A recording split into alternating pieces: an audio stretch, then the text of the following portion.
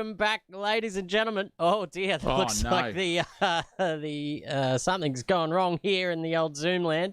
I think it might be a full screen issue. There we go. That looks better. Got to get in there, Bill. Everyone, we've got half a Bill Cosmaricus. Welcome back to SimSational. He's got a camera over his head. SimSational TV. Let's see if we can hide that for the time being. But welcome back, everyone, because it is a special night tonight. It is round 10 of the classic V8 Supercars series. So that is going to be absolutely fantastic if we can just find where that TV is. I can't. It's oh, there we go. Bill, and on track. See if we can get that out of the way. We've been thrown into absolute turmoil here, ladies and gentlemen, because we have a third guest in the hot seat tonight, and a fourth one as well once we get out on track. But he's just a flying T-shirt. I can't get rid of any of that. I am sorry, Bill. That is there to stay. Yes, it's Bill Cosmaricus. Braden Moore says, get that dirty shirt off. This just smells like victory, ladies and gentlemen. I'll give you the hot tip. But joined in the commentary box tonight is Bill Cosmaricus and Zach O'Reilly. How are you, fellas? I don't think they can hear us. Actually, we've gone dead in the... They've lost audio. Oh, great. In the meantime, we are going to look at some standings. There we go. We're back. But now we're looking at the standings. Nick Mello is out there on top, 820 points. Right behind him is Jason McFadden, only 14 points shy. So keep an eye out for both of those guys tonight. James Bullock up there in the top three as well. Been driving fantastic as of late. Will Kirk up there as well in the 700 range. Nathan Hughes was doing pretty quick laps earlier in practice as well. He's there just in front of Andrew Ferguson. Then we've got Andre Elliott, Curtis McManus neck and neck on 630 with Will Bullock and Jake Buttigieg rounding out your top 10. And I can hear myself in the echoes. Does someone want to take us through the 11 to 20s? Can you hear me now? We can. Yes, absolutely. Beautiful. All right. We have got from 11th place, wasn't it? Yeah, correct. Rick Banachek in 11th there at 566 points. We've got Dean Hanley, 558. Not racing tonight is Dino, so he's going to be out of that points battle. Ryan Nielsen, 13th for Falzon, absolutely falling down the grid. He was in 8th last week, and now he is in 14th. McEwen trying to climb the ranks there in 15th with Lachlan Grant, 16th, and Luke Newing, 17th there respectively. Then we've got a tie between the youngest and possibly the oldest on the track. We've got Jesse Marshall there and Alan Nielsen on 416 points tonight with Mr. Far Goff in at 20th there, ready to rock and roll for proceedings tonight, Christopher. And it's a big warm welcome to this man right next to me, Bill Cosmaricus. Good evening, all. Hope you're having a great night and ready for a great race. Yeah, absolutely. Thanks for welcoming me into the commentary box. I was enjoying myself in the VIP area there, sinking a few beers. Yeah, he's been shown around. And now I've been thrown in the hot seat. Yeah, he's been shown around the back paddock of the SimSational commentary box, and you should have seen his eyes light up with the amount of condiments and adult beverages there on offer for all of our guests. So it's good to have you on board, Bill. And thank you very much. Without further ado, let's check out tonight's racing.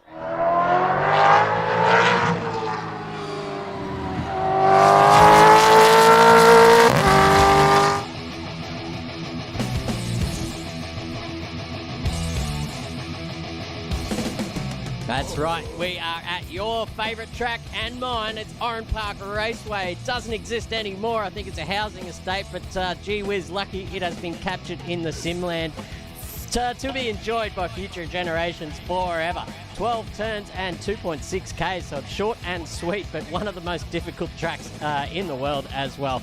Quali will be 15 minutes. Then we've got 320 lappers and a reverse top 15 for race 3, so that is going to be spicier than last night's Vindaloo. So we've got the Ford AU and EL, and representing the Lion badge is the VS and the VX Commodore, all within parity range, so there are no faster or slower cars than the other. Spec racing here, but with different bodies on. The lap record is a 1.0167, and the Reynard 92D Formula Holden by Tom Leahy That's moving and shaking around here. I tell you what, it's a bumpy circuit, and he would have been white knuckling that's for sure. Let's get back to the studio real quickly before we head down on who's going to take out these couple of races coming up. Well, my opinion would be that it's going to be hot for Jake Buttigieg tonight. He's got to be right on that positional change at the moment. He's third overall in practice for there, but Jason McFadden has lost the championship lead, so it's a big opportunity for him. But Bill's got a couple of favourites on the grid there as well. Bill, give us your best. Well, I need to see the list before we start, but I think it should be a cracking race. And I don't know who... Who's the number one driver so far? Who's leading the championship? Nick leading it. So I think Nick Mello will be doing an awesome job like he always does. Yeah, absolutely. So go Mello, go and drive the wheels off the car.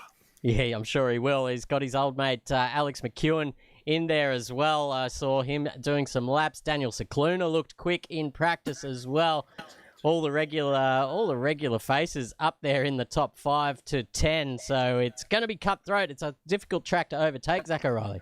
Yeah, definitely, Christopher. And looking across to you in the commentary box, the haircut is well and truly deserved, and I'm liking just seeing what he's got there. Bit of a moustache.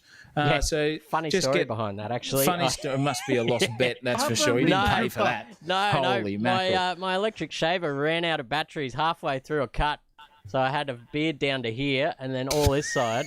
And I had to leave the house in about 10 minutes to go to my work last night. So in a rush, I had to get the bloody old school razor out, and I didn't want to go near the old top lip, so I just left it as is. But I'm kind of liking it. Yeah, I'm giving it a good question. What was your question, by the way? Was it who are we looking forward to? It's going to be incredible. I think this Oran Park circuit is one of the bumpier ones, and definitely gives you a rhythm and flow, so to speak, tonight. So Bill and I are going to be sitting here watching on, and we've got a couple of other guests coming onto the into the commentary box later on in tonight's event. I'm bloody revved up. Yeah, it's going to be a full house out there once we get out on track. So I think without further ado, we can do that. I think the boys are finished up in briefing, and they'll be rip-roaring and ready to go for qualifying. So what do you reckon? We jump into quali soon? I'm going to give Bill the sign-off here. Bill, what are we going to do before we get into qualifying? Ooh. What do you want us to do? You want to get right into it, Bill. You want to. Well, 100%. That's part of racing these days. You know, you got to get stuck into it. So if you can't get stuck into it, you're going to get stuck out of it. You're stuck out of it. That's what you can't do, ladies and gentlemen. Get stuck out of it. You got to get your mind ready to go and get revved up because Cosmo's in the house. Oh yeah. Qualifying is going to be not too far away, ladies and gentlemen. So stick around. We'll be back here at SimSational TV with Christopher, Cosmo, O'Reilly, and Lindsay Muddle in just a hot second.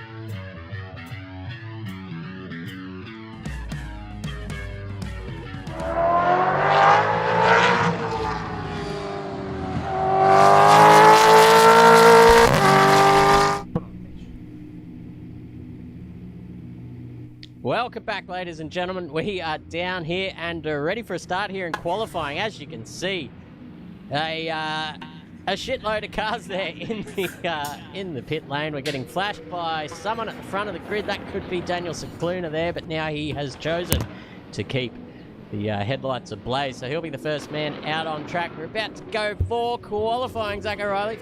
Oh, yeah, we're ready to rock and roll, ladies and gentlemen. That is it. Buttigieg is the first man out on track. So what we can see here is a little bit of some sort of cockery. No, it isn't. It isn't. It is Buddy Cicluna out on track first, actually. So Correct. Good on him. He can see Alex McEwen right behind him in hot on tail at the moment. So it's going to be interesting to see where Cicluna comes into the equation. Qualifying pace and race pace. A bit of a long lost AK Racing man himself, Cicluna, but he's back doing fly-in, fly-out work, and when he gets a chance to race, he's going to be there. So can he keep McEwen honest, and can he keep Jay Buttigieg honest tonight? That's going to be the interesting question, but a massively important track to get the rhythm and flow right here tonight, ladies and gents. If you can't get into that flow state, you are absolutely going to be nowhere when it comes to the end of qualifying, and he's got the headlights ablaze. It's a Cicluna, so look out. He's ready to go. Yeah, absolutely. Lindsay Muddle is here joining us in the commentary box. Would you like to take us on a lap of Oran Park? Yes, I would absolutely love to. So here we go with Cicluna as he gets ready to go racing around the Oran Park circuit for his qualifying lap. Diving towards turn one. It's a little bit of a kink, but you've got to get the braking absolutely right. Dab the brakes and then hold it on. Get the car pulled up. The car does like to step out as you head through turn two, and then nice and easy back on the throttle as you make your way towards the tricky turn three. It's deceptively early braking around this corner, and Cicluna going a little bit sideways there as he makes his way through the exit. Now this is the hardest corner on the circuit. Turn four, the car loves to get really understeery, but also very oversteery on the exit, as you can see from the oversteer correction, then over the bridge. Full commitment through this right-hander. Do not hit the grass on the outside here. This is where you really need the flow through this sector here. If you go offline, you're going to lose a load of lap time through the entire rest of the lap. And he's all sideways as he heads through turn number 9, but he manages to scoop it back up together. But that is definitely not the optimal way to get around this circuit, then completely sending it over the crest, rounding the final corner. The car likes to get a little bit loosey-goosey on the exit there, but that is a lap of Oran Park, and what is it going to be for Cicluna across the line? It's going to be a 1 minute 7.6. Yeah, 0.8 it is. Yeah, you're probably having a bit of trouble seeing that on the stream. Yeah, absolutely. But he's immediately clipped there by Alex McEwen there, only by a tenth exactly too. That's bang on. But that's the man behind him, as you can see, Alex McEwen in the background in the matte red VS Commodore. Very nice looking car. It reminds me of my old grandma's car actually as well, without the big splitter and thing on the back as well, the big wang. Grandma had none of that, but tell you what, she would have loved flogging it around here at Oran Park Circuit, and who doesn't? It has got to be one of the fan favourites of all the circuits here in Australia. Andrew Ferguson's back here in third build, Cosmoricus. What do you make of this qualifying session so far? Oh, it's heating up. It's definitely heating up. Got a lot of people on the track as well. It's getting spicy. I reckon the aircon in here is keeping us at a nice temperature too. Oh, Bill yeah. and I are getting a bit edgy here under the collar, and Bill's got his V-Power Cosmorica shirt on tonight, so it's going to be interesting to see what he can do in the commentator cursing. Is he going to be on that at the point of an incident or not? But Fergo, doesn't matter where he's going. He's on a charge at the moment. 6/10 off the pace here, Christopher Munro. And McEwen and Cicluna are about to round for their next lap. Are they going to improve as they cross the line? In fact, Cicluna does with a 107.3. McEwen does improve, but not enough there. So Cicluna has got the pole position provisionally here.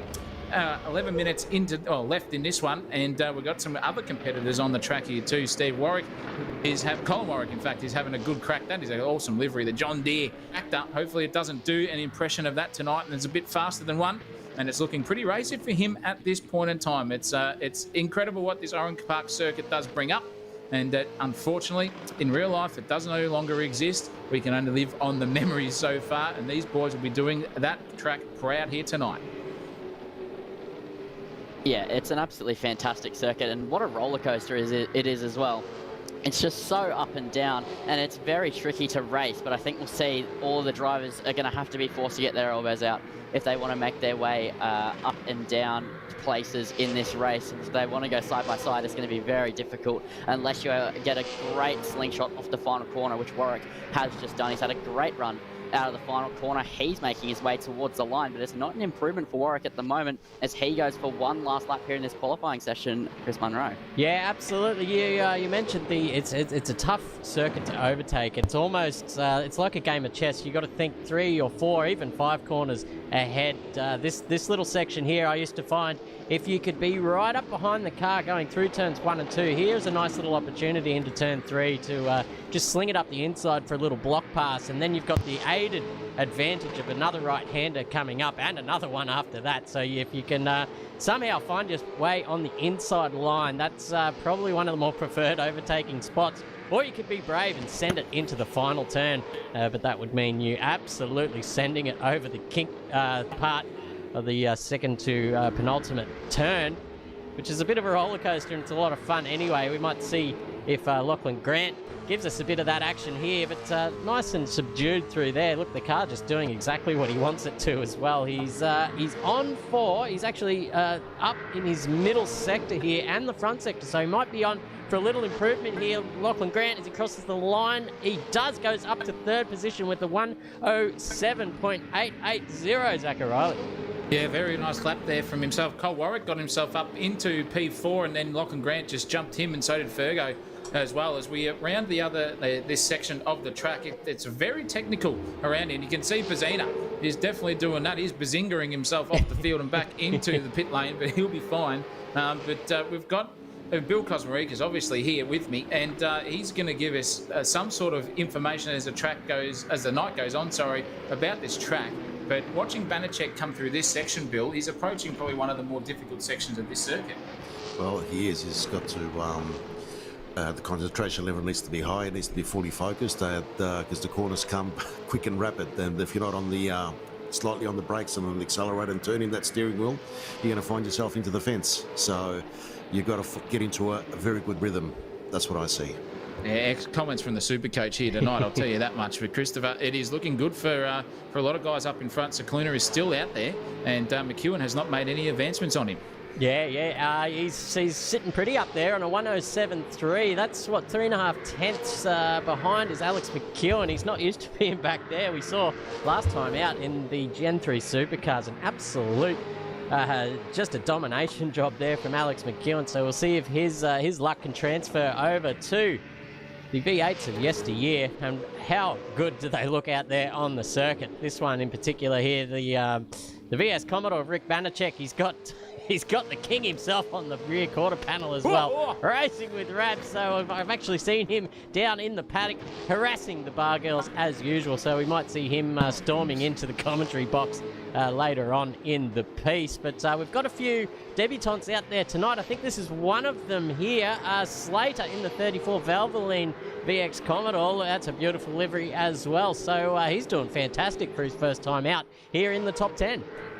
Yeah, there's the insect himself. He's looking very racy inside the top 10. We've also got a young Hanley somewhere out there practicing earlier in Dean's son. So we'll see where he goes in the grand scheme of things. Whistler's in as well.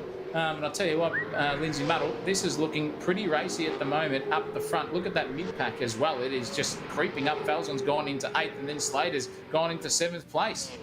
Yep, and it's only going to continue heating up here as we go further towards the end of this qualifying session as Geordie Slater almost off the track, and there we go. There's the lock-up. He takes the trip into the gravel trap following the car just in front of him on the road, and then here we go. Here's the rejoin. A couple of cars getting punched up there as we now look to Mello heading through the final sector. I don't think this is a push lap from Mello. I think he's about to begin one, but yeah, the gaps are so close at Oran Park. Being a 1:07 lap time or a 1:08, depending on who you are, it just makes the laps so close together, and that 3.5 tenth gap up the front is truly impressive around such a short lap. But this track is just so challenging. It pushes these drivers to the absolute limit because there's grass absolutely everywhere to punish you if you make a mistake. Yeah, absolutely. We've seen plenty of times, and we will see plenty of times, I assume, in the race here. People just getting a bit squirrely on the brakes into turn 1 and 2. and the grass on the outside there. Wow, look, a big slide there from Mello. I think he Mr. might have just Drifter. got Mr. Drifter. Yeah, how much is that going to cost him?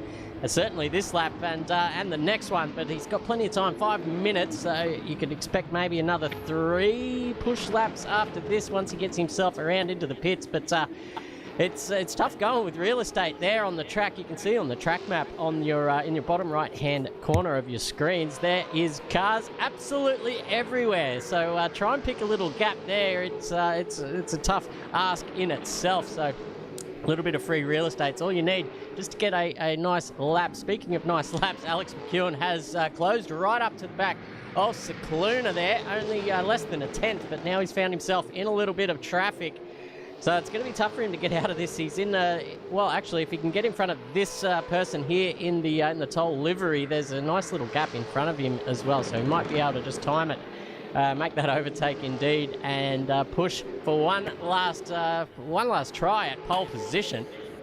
Let's look down the order here for some... Oh, no! Oh. That was hairy. That was as hairy as a Greek's back there. Holy mackerel indeed. McEwen shut himself, I reckon. A bit of brown pants moment there from the rest of him. Sorry to cut over there, Mr. Monroe. But as difficult as this track is, we've seen some heroes go around this circuit, and Bill Cosmeric has been about 95 years old. Has got some stories here, I can tell you that. We're going to hear from him later on about the likes of Scaife and Glenn Seaton and Paul Radicic go around here, but nonetheless, the captain is not doing the best impression of any of those two. Sitting in 15th, he'll be spewing. Mr. Drifter himself, Hayden Hughes, has gone into 5th, and Fargoff is trying to get himself far away from that position in 19th, and he can't improve. 1.9 seconds off his personal best there. That was a disaster of a last sector. 3 minutes and 36 left in this one. That is the Jesse Marshall there on track, and Ron Marshall in the chat tonight. Hopefully, if he is there, haven't seen him as of yet, cheering on his young son for tonight. 22nd though, showed a little bit of form to Jesse Marshall in a couple of the other events too, so he has got some pace up his sleeve nonetheless. But don't you worry about that. This section of the track, Bill Cosmeric, coming up the last corner, sliding it through there is where we saw a lot of battles come to fruition back in those early 2000s, late 90s sort of races here. Yeah, well, back in the days, watching it live actually on Channel 7, watching my heroes, Dick Johnson and all the greats, Peter Brock, Glenn Seaton, and all those guys battled around this track here. As it came out into sim racing, I've always wanted to give it a crack, and it's not a very easy track to go around by. You really got to have your wits about it, and you do your practice. Yeah, do your practice there, Munro, that's for sure. You know all about that. That's give you the hot tip. Yeah, you need a bit of practice out here. These guys are the best drivers in the country when it comes to Assetto Corsa, and certainly in the V8 Supercars. So if you want to be on the first page of standings or even on the timing tower, you definitely need to be out there doing your practice. I used to find it was around the 100 lap mark of practice is when it all starts to come together. Then you can really start to fine tune the setup to try and eke out a few hundredths here and there. But as always, the diminishing returns it's a hard pill to swallow sometimes, and you just got to put your head down and get sorted. Speaking of that, Alex McEwen has gone quicker in the meantime. He is now 8 hundredths up from as Daniel Scicluna, who is yet to fire another bullet. Since the first, probably third of this qualifying session, McEwen's going to pull it in. That's probably enough for him, unless he can get a new set of boots on and fill up a little bit of fuel by about the minute 7 mark. He may get around for another lap, but where is Scicluna on the track now? He's just heading around the back, so a couple more corners for him. He's very close to... Oh, no, he's a second down, so he's just getting warmed up, getting himself a little bit of a gap in front, so he's got a big gap behind as well, so he can really go wide here and look for that late apex to shoot himself down the main straight and have one last crack at this pole position here. But I tell you what, when they line up on the grid, I'm pretty sure pole starts from the outside, so... front row is good, but oh no, that's Snooksy, I think, just getting on the circuit, or Hughes actually, and he will jump off and get out of the way. So let's ride on board with Scicluna for the rest of this lap, Lindsay Muddle, and see if he can knock McEwen off. Yep, he started this qualifying session with an onboard lap by me, and now he's going to end it that way as well. He was only 2 thousandths down in the first sector, and now he's going to continue to push this V8 Supercar as fast as it can well go, as he makes his way over the bridge through the fast right-hander. That is absolutely on the limit and a little bit sideways, so maybe just a bit past it there for Cicluna. Some cars in front of him up the road, but no one that should be getting in the way here as he makes his way through turn 9. That's where he had a snap on the first lap. He's going to have another snap, and he's a 1/10.5 down as he makes his way towards the final corner, and that is a massive bit of blocking there, and he has been severely impeded, and he will not be happy with that one, but he might have time for one more. Yeah, he'll. Yeah, Sorry, Chris. No, go. you're right. No. You go, Zach. He's gone into the pits. That's it. It's all over for him. He could have gone for one more lap, but his tyres were as dead as my grandmother, I'll tell you that much. And he's gone back to it, and that's it. All over it. Done, sold, and won. But Colin Warwick here in 6th place at the moment. 7/10 off the pace and way down. He's out of it too. McEwen still holding on for provisional pole. What can the captain do? Nothing, because he is also done. 5th place for him solidified. We've only got 6 cars on the track. How many of them are actually putting in laps? Husey, however, he's only 1/10 off McEwen here, and he's 4/10 down. So this is probably going to propel him, if he can get it all put together on this last lap here, if he can get himself into 2nd place to take over Cicluna's, he's going to be right on it. He's pushing to the limit here. You can see him sliding all the way over the bridge in that right-hander. Will that hurt him in the Delta time? I think it will. The timing tower has given us absolutely nothing there for us to go off, but nonetheless, looking very, very drifter-like, and he's still putting on a show here tonight. Full on, just sideways there, or even slideways as you like it. Hughes way off. I think this is all over for qualifying right now, Christopher Munro. And Alex McEwen is going to take it by an absolute bee's dick. Yeah. Hughesy not going to improve here. You see the R10 sliding out as he loves to do it. And that will conclude tonight's qualifying. Here is your pole sitter, Alex McEwen, continuing that hot form that he had in the Gen 3 Supercars. Back to the old VS. And gee whiz, he's a bloody good driver out there. I'm sure he hasn't had too much practice either. He just sort of jumps in and has a bit of fun. He's that kind of guy. But Cicluna as well, probably minimal practice since he does do a bit of fly in, fly out work. So I tell you what, Matthias Falzon back there, that was a good qualifying effort from him, just jumping up the order in the death. Joined by Nathan Hughes off the 2nd row. Lockie Grant up there in 5th with Will Kirk, who was sitting down in the nethers, in the netherworld until about the last lap, and he jumped his way up into 6th position. Andrew Ferguson off the 4th row there with Colin Warwick. Good showing by him. Nick Mello, our series champion, he is up there in 9th position. Speaking of series and championships, where is Jason McFadden? Before we get to him, Geordie Slater, what an absolute cracking drive there from him in qualifying, up in the top 10 on debut. We've got Buttigieg, Elliott, Nielsen. Here's Jason McFadden down there in 14th. So what's that? 5 positions between him and Nick Mello for the championship. It's going to be, I'll tell you what, this is going to be an absolutely cracking round of racing. Does Bill Kosmarikis want to take us through the next 15? Bill has gone and got a cigarette, so that is fine. I'll take you through the next couple here. We've got Banachek in 15th, Bullock in 16th. We've got Alan Nielsen and the other Bullock in 18th place. Gary Postlethwaite 19th, Stephen Warwick in 20th, and Fargoff. He's definitely way down there. He's 100% gone from that rest of the pack there. He's Fargoffing into the distance. Daniel Brzezina doing his best impression of Sheldon on the, what is that TV show called? The Big Bang Theory. Derek Whistler in 23rd. Jesse Marshall, 24th. Taylor Simmons on the track coming in. The old turkey baster on track for 25th. Hayden Wallace. Hey, William Wallace. And Snooksy, the man who puts this on, 27th. Brody Barber, the haircut, 28th. Ray Ward in 29th. The windscreen, 30th. Harrison, Cook, Rayner, Kelly, Liam Hanley, there he is. That's the man I was talking about earlier. And Angus Dunn rounding out the 36th driver on the circuit here at Oran Park. 36 drivers. This is going to be an absolute traffic jam, Melbourne peak hour style. Yeah, absolutely. It's probably worse than what it is now where Oran Park currently sits. We've got, 10,000 houses there and only one highway out of the joint.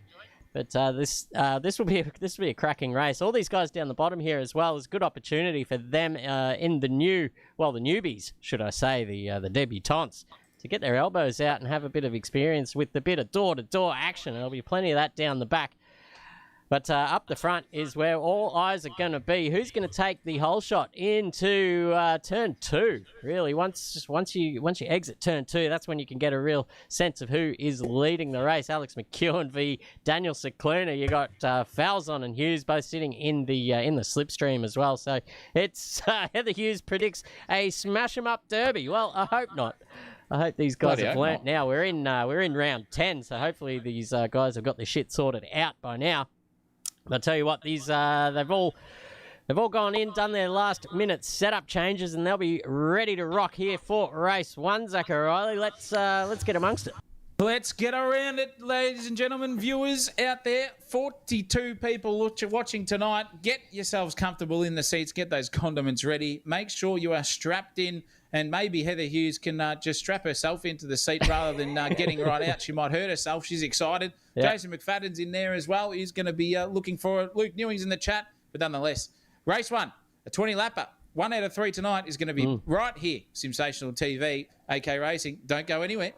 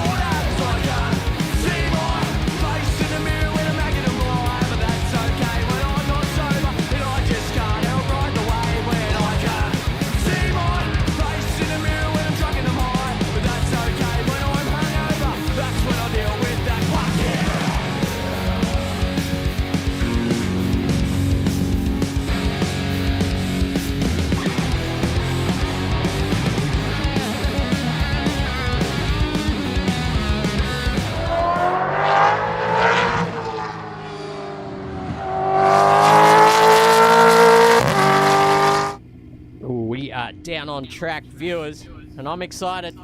You can hear the crowd roaring around this circuit as well.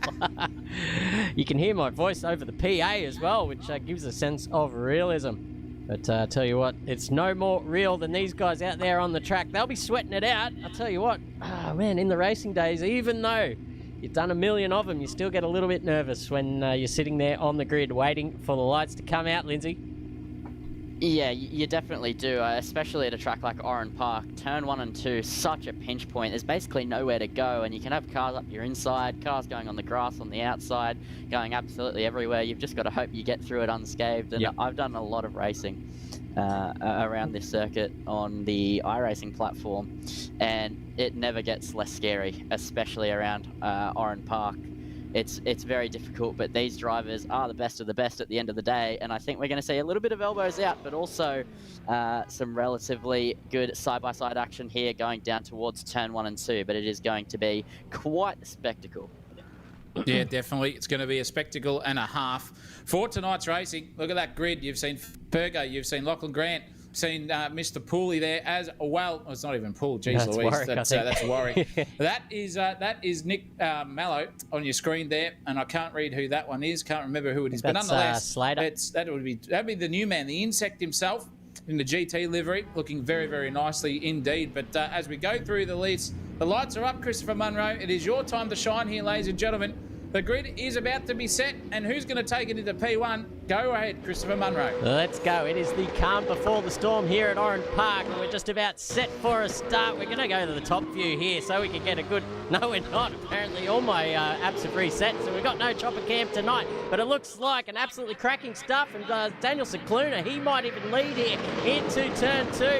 McEwen's going to stick it fat. There's contact there, and McEwen's off the track. There's no saving it from there. He's gone, and now Cicluna is up, and he's got Will Kirk on the back of him. He's gained a number of positions off the start. Here goes Falzon as well, looking up the inside of Hughes into turn 3. They all just slot in single file. Colin Warwick giving the back of Lachlan Grant's car a little bit of a hurry up as well. He will slot down there into 6. Mello's made up a couple of positions as well, with Slater in tow, but Ryan Nielsen, a big mover and shaker, up there in 9th position. He's got Andre Elliott behind him, and who's this here? James Bullock with the green-eyed monster.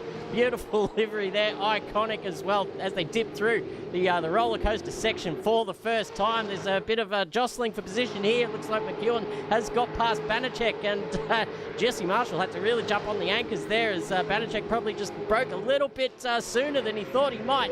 But it looks like everyone's got through fairly unscathed. I think, oh geez, we're going to have some contact here. Snooks giving Hayden Cook a little bit of a how you going on the inside there too. But Daniel Cicluna leads into turn 2. Lap 2. Will Kirk in second, with Falzon and Hughes in close tow. Zach O'Reilly, that was a bloody beautiful start from these guys. It was. There was a little bit of contact there between McEwen, I think it was, but we'll see if that comes to the stewards at the end of part of that. But Colin Warwick right now in 6th place, really in the heat of this little 4-5 car suck train at this moment, looking very, very racy indeed. And you can see the difference in these drivers, who's apexing, who's early apexing as well, to see what these boyos can do. And different lines will help you in certain sectors. But Cole's got a very quick customer behind him with Nick Mallow. So how long can he keep him at bay? We're not too sure, but these guys really, really angry here between 2nd all the way down to 7th place. It is basically a neck-and-neck battle pace-wise. Doesn't matter how far away they are or how close. It's really, really racing at the moment. Nielsen is right up there. He's trying to get on the back of Steve Warwick, who is in turn on the back of his brother, Will Bullock. So look out. They've got to see what the Bullocks are going to be doing tonight. These guys are racing, and Oran Park is not letting us down here at the moment. You can see people tussling and jostling, getting themselves even wall tapping there at the end there for Mr. Warwick. He was right up there using all the mirrors, but Cicluna 1.3 seconds out in front. Captain Kirk is going to be a little bit of a cork in the bottle here. Falzon, Hughes and Grant all line astern behind him. One little unforced error there from the captain is going to send him backwards into another galaxy here, Lindsay Muddle. Cracking racing from everyone so far. Yeah, mistakes is the game at Oran Park. If you make a mistake, you're going to get overtaken, and as the car chasing, it's all about trying to put the pressure on correctly here at Oran Park, and that is when the car in front of you will slip and make a mistake, and that is when you then have to make your move, and I think we're seeing that right now. Different lines being taken from quite a few of these drivers, except here through the 3rd sector of the circuit, where you really just have to take it single file. You can't really make anything work through here. No alternate lines or the lot, but then into the final corner, this is where it gets really interesting. You can show the nose if you're brave enough. That's a little bit wide there from Kirk as they round the final corner and towards turn 1. Will Falzon try and make a move towards turn 1? It looks like it. He's in the slipstream. He pulls to the right-hand side. Is he going to get alongside? That's what you have to do to get make a move at turn 1 at Oran Park, but no, he can't quite get alongside. But if Kirk keeps making mistakes like that, Falzon will pounce. He will try and make a move, and that is now what they're going to do and try and force a mistake for the car in front of him. Yeah, absolutely. Good driving there from Kirk to keep those guys out. It was a massive mistake coming into the 3rd sector, or the final turn, should I say. There's a beautiful overtake by McEwen in the on the screen there. Andrew Ferguson, one of the better drivers too, just had no answers there for the firing VS. He's probably red under the helmet as well as the paint job, so he's on an absolute charge. Look at the gap he's put there as well. But the battle is still raging here. Kirk, Falzon and Hughes all nose to tail coming into the final turn. Can Kirk get it pulled up? No, he's gone wide again. So maybe he just needs to adjust his braking markers there with a full tank of fuel. So now he is definitely vulnerable here from Falzon, but it's only a short straight, so you're really going to be up got to be up underneath that rear wing to get a bit of a suck and maybe force an error. I think that, as you said earlier, errors are the game here at Oran Park, and if you can't get one gifted to you, you've got to do the hard work and try and force it. So just show the nose here and there. Just let that guy in front of you know that you're about to maybe make a move and maybe a half jink, a bit of a dummy play there in the rugby league terms to maybe catch him napping, Zach O'Reilly. Yeah, definitely. And you don't want to be half asleep at the best of time. You want to sleep with one eye open and then be awake with both of them, because these boys will hound you at any nth degree they possibly can. And it's been an amazing story so far tonight. We've seen Alex McEwen so far been punted off at T1. Be contact there from them. I'm not too sure if that's the case. But the biggest story so far is where our series championship is, as Nathan Hughes goes drifting all the way around this Oran Park circuit, still managing to keep the car in bay. But Jason McFadden, the series in second place for him, is way down there in 25th.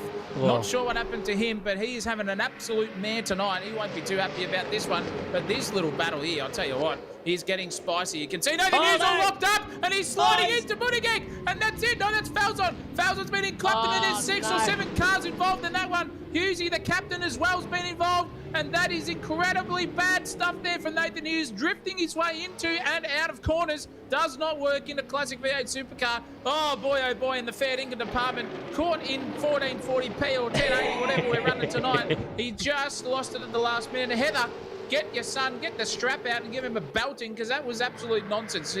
Poor old Ryan Nielsen, though, beautifully stuck in there in the 6th place at the moment, looking very racy. And Jake Buttigieg trying to make any amends, because the 2 Maltesers cars now, in fact, there's 3 on the track. We've got Splinter in the lead, Falzon and Buttigieg there, trying to get a bit of a 3-way gang bang for these guys to get themselves up into the rest of it. I'll tell you what, the racing is hot here, and Nielsen is looking squirrely as trying to keep that pace with the quicker boys in front, Lindsay Muddle.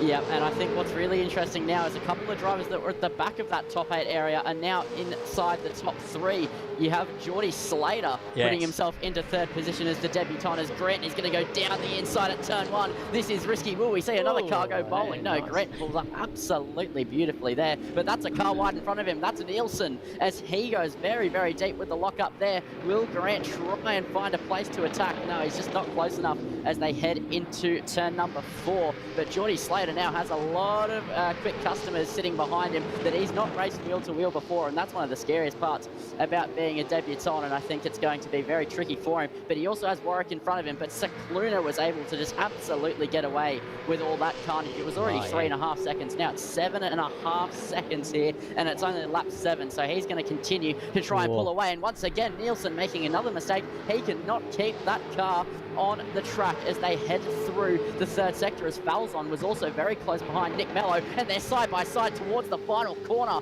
further up the front, as McEwen is now also hunting for P8. But here's Falzon versus Mello as they round the final corner, and now they're going to have a drag race all the way towards the first braking zone. This is where it really gets a touch and go here at Oran Park, and Christopher Munro wanted to take this one away. Well, let's see if they can keep it together this time. It looks like, wow, Falzon just so deep under brakes, manages to get it pulled up.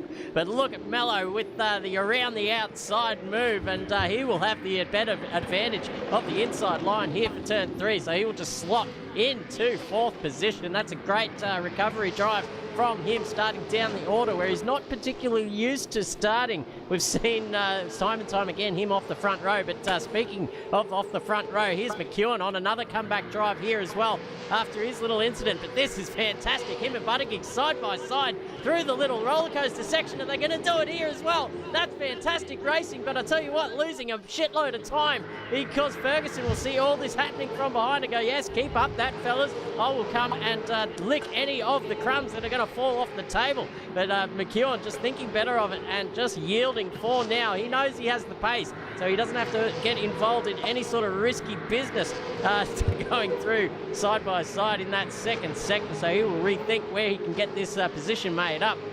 And I'm sure it will happen soon. He is a chess player, ladies and gentlemen. He's thinking ahead.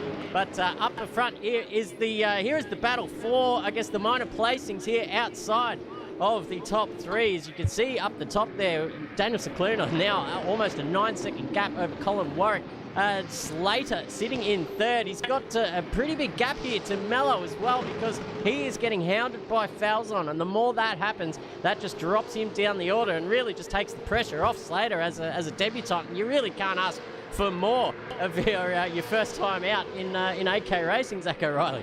Yeah, definitely. And Slater doing a very, very nice job. But so is that little gaggle of cars there. You got Nick Mallow out in front there as well. And with all of this happening, Bill Cosmarigas, you've got to keep your eye out on a couple of drivers who are going to be a bit of slippery eels when it comes to racing. Well, yes, of course. Watching Mello, the silent assassin, as McEwen himself as well, slowly creeping up on the top three. So stay tuned. A lot of action to come. Still another 10 laps to go, and it's getting exciting.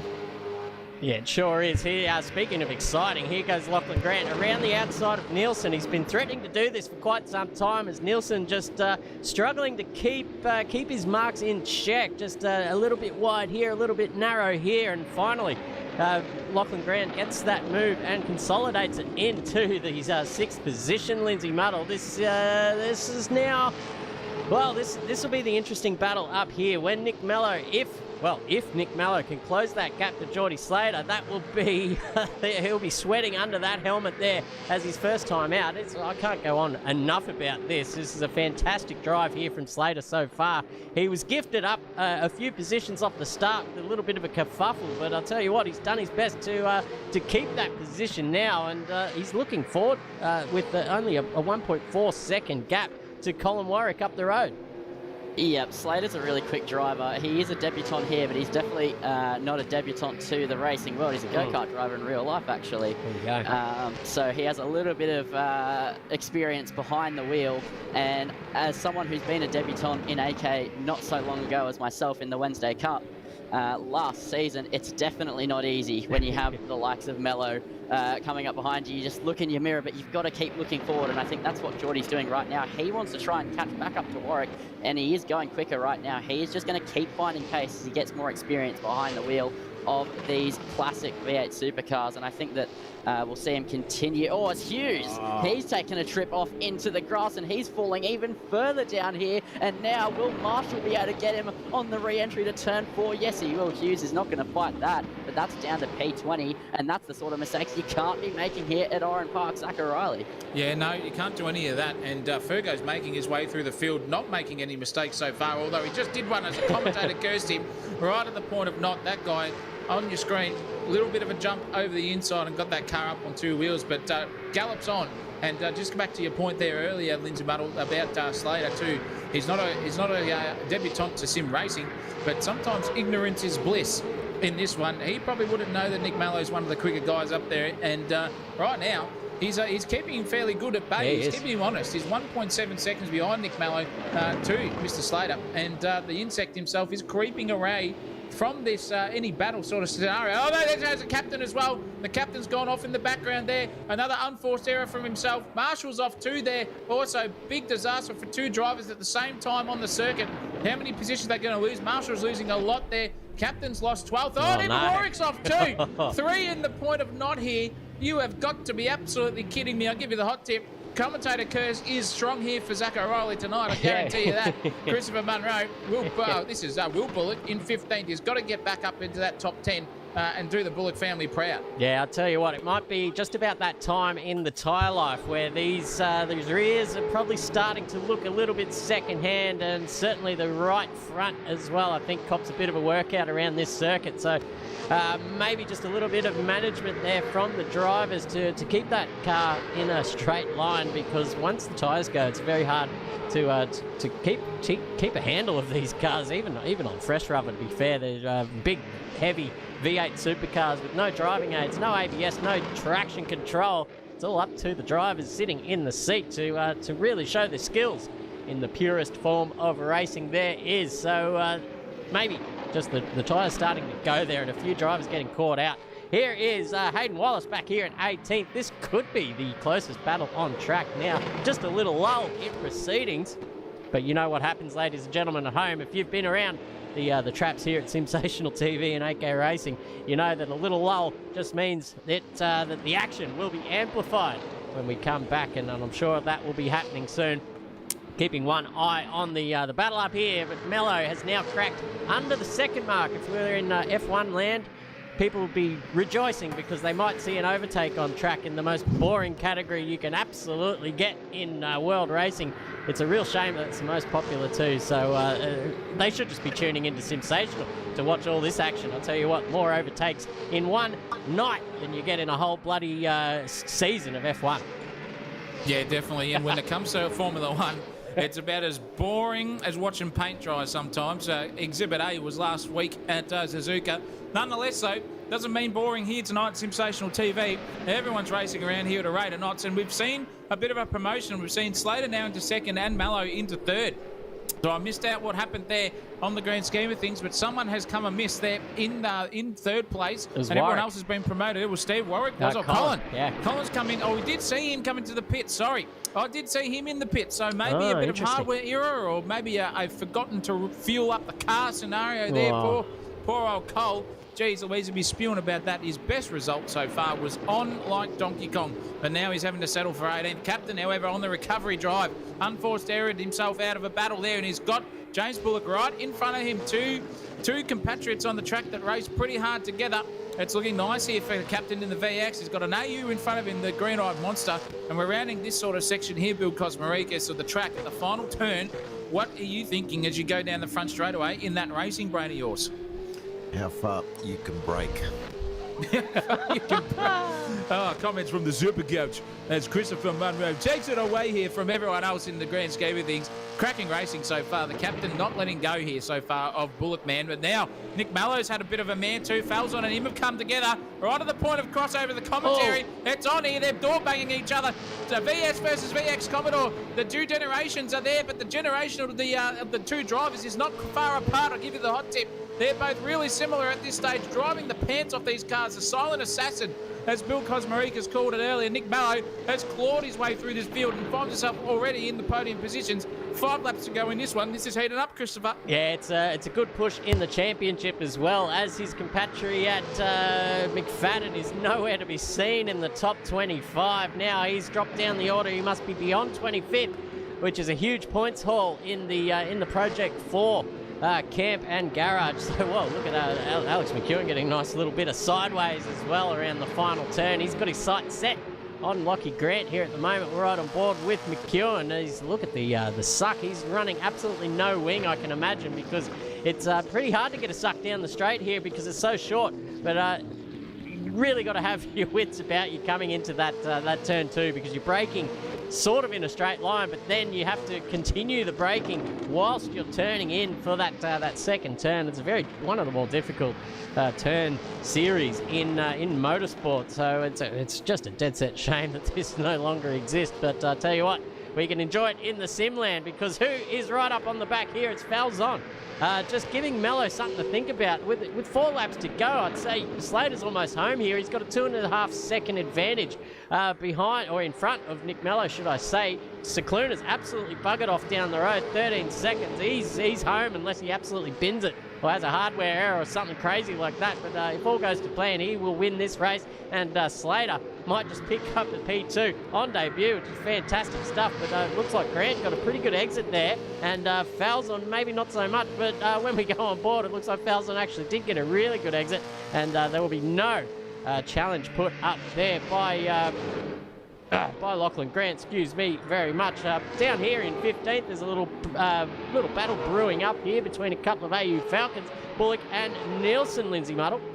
Yep, so will Bullock now be able to go for the move? We know that Slipstream isn't very strong, but he's very close behind here. This is the battle for 14th place, and he is looking for a move, but he can't get down the inside. He knows better than that, especially after all the lockups at turn 1 that we've seen so far this race. But Nielsen was a little bit wide on the exit, but that's helped him get a slingshot. But will Bullock try the inside? Whoa. No, he's showing the nose. He's trying to put the pressure on. That's what Oran Park's all about. If you make a mistake, you can make a move. So he's just got to hope that the car in front of him does continue to make mistakes, but this track is so hard to hook up a whole lap at. It is so difficult, and I only have experience in F4 cars around here. They have a lot of downforce. These things basically have none, as that's a car spearing off in the grass there. Not sure who that is there off into the grass, but definitely not where you want to be. There's very different lines there from Bullock and Nielsen as they make their way through this roller coaster section of the circuit. Speaking of a roller coaster, as you head through the right, left, as McEwen's down the inside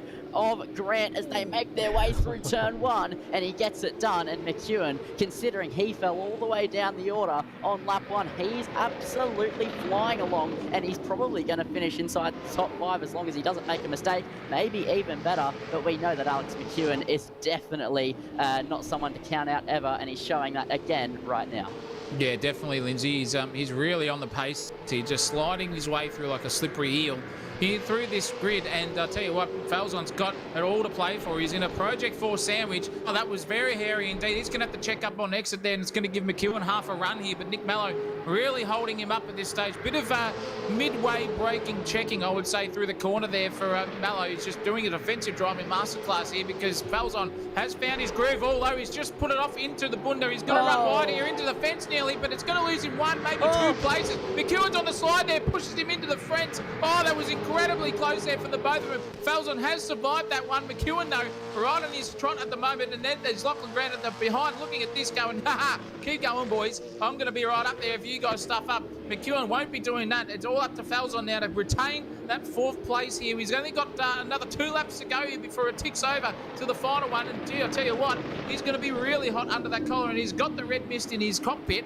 and now he's got a red mist of a car behind him in Alex McEwen. Lachlan Grant is trying to pick up any of the crumbs that this battle is happening at the moment. We've got a blue flagger in the way there. Oh, he's got to get right out of his way at the moment. Oh, that was Snooksy off there in the background. He saw it coming from a mile away. But I'll tell you what. That's not a blue flagger. That is Slater. That is absolutely not a blue flagger. I just picked that up. Slater now, under all sorts of pressure. The insect has got more team behind him, and he's got every single pest controller trying to piss him off into the distance. McEwen's having a good cracker here at the moment at Falzon. Nick Mello is really holding him up. Oh, no. That is who is that in the background? A blue flag. It doesn't matter about it. And these are 3 wide now into the final turn here at Oran Park. You couldn't read about it, ladies and gentlemen. Falzon has got the outside run. McEwen's on the inside, on the advantageous side of the circuit here, and this is racing at its finest. The boyos are not giving an inch, and here goes Mello. He's going to take it off the insect, up the inside. The insect gets right out of the way. He's probably got sprayed by 14, but the Rum Killer is on the slide as well.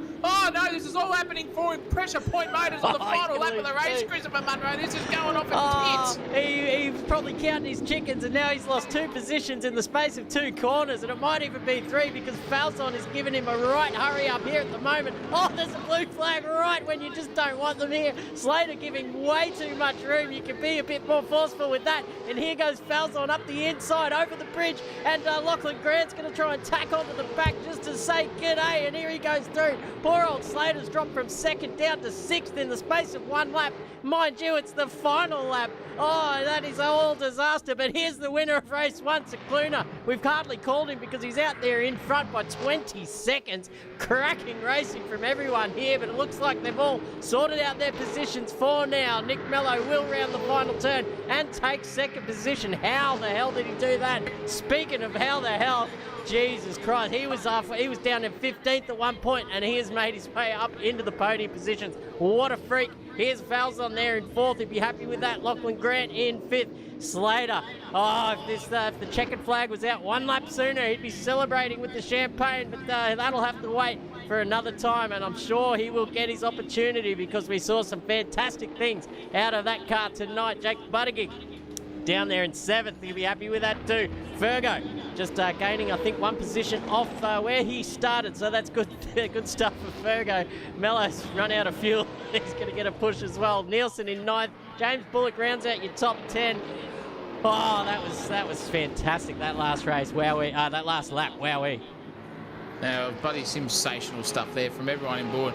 I enjoyed it. Bill Cosmaricas here had to go and get another cigarette in the meantime because he was just that stressed out from the racing. And fair enough, I'll tell you what, he's ready to rock. No, he didn't really. He was just sitting here in absolute awe of what SimSational TV does. But yep, Bullock in 10th place. He'll be happy about that. We missed Ryan Nielsen in 9th place gets spun around onto the infield and by Buttigieg and him coming together. So he lost 2 places at the end there. So Buttigieg's got something to answer for in the stewards department. That's for true at the end of that one. But as we just called there, that was some absolutely splendid racing.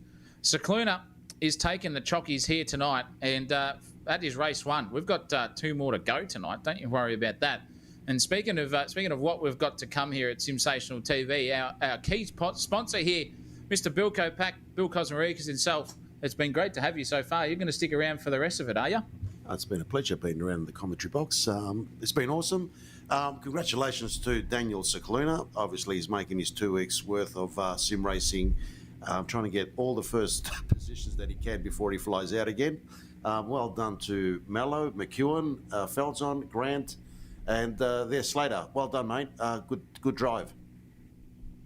Yep, certainly was. Good drive by everyone there. It was cutthroat pretty much every lap. All these guys have certainly got busy. Taylor Simmons up there in 17th position. We'll go through. We've got Banachek, Kirk, Elliott, Will Bullock, Nielsen, Hughes, Taylor Simmons, Whistler.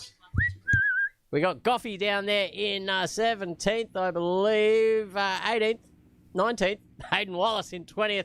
Colin Warwick, what could have been. We missed what happened, but we picked up the action, and he was down the order. So, oh, man, hopefully some redemption for him in the next race. Liam Hanley is the younger brother of Dean Hanley as well. So another brotherly pairing here in 8K racing. It's a family sim racing community. So if you have any relatives that you think might get involved in a bit of sim racing, geez, I'll tell you what, if motorsport is such I guess an impossible thing to get into for most of us out here in the real world. So expensive.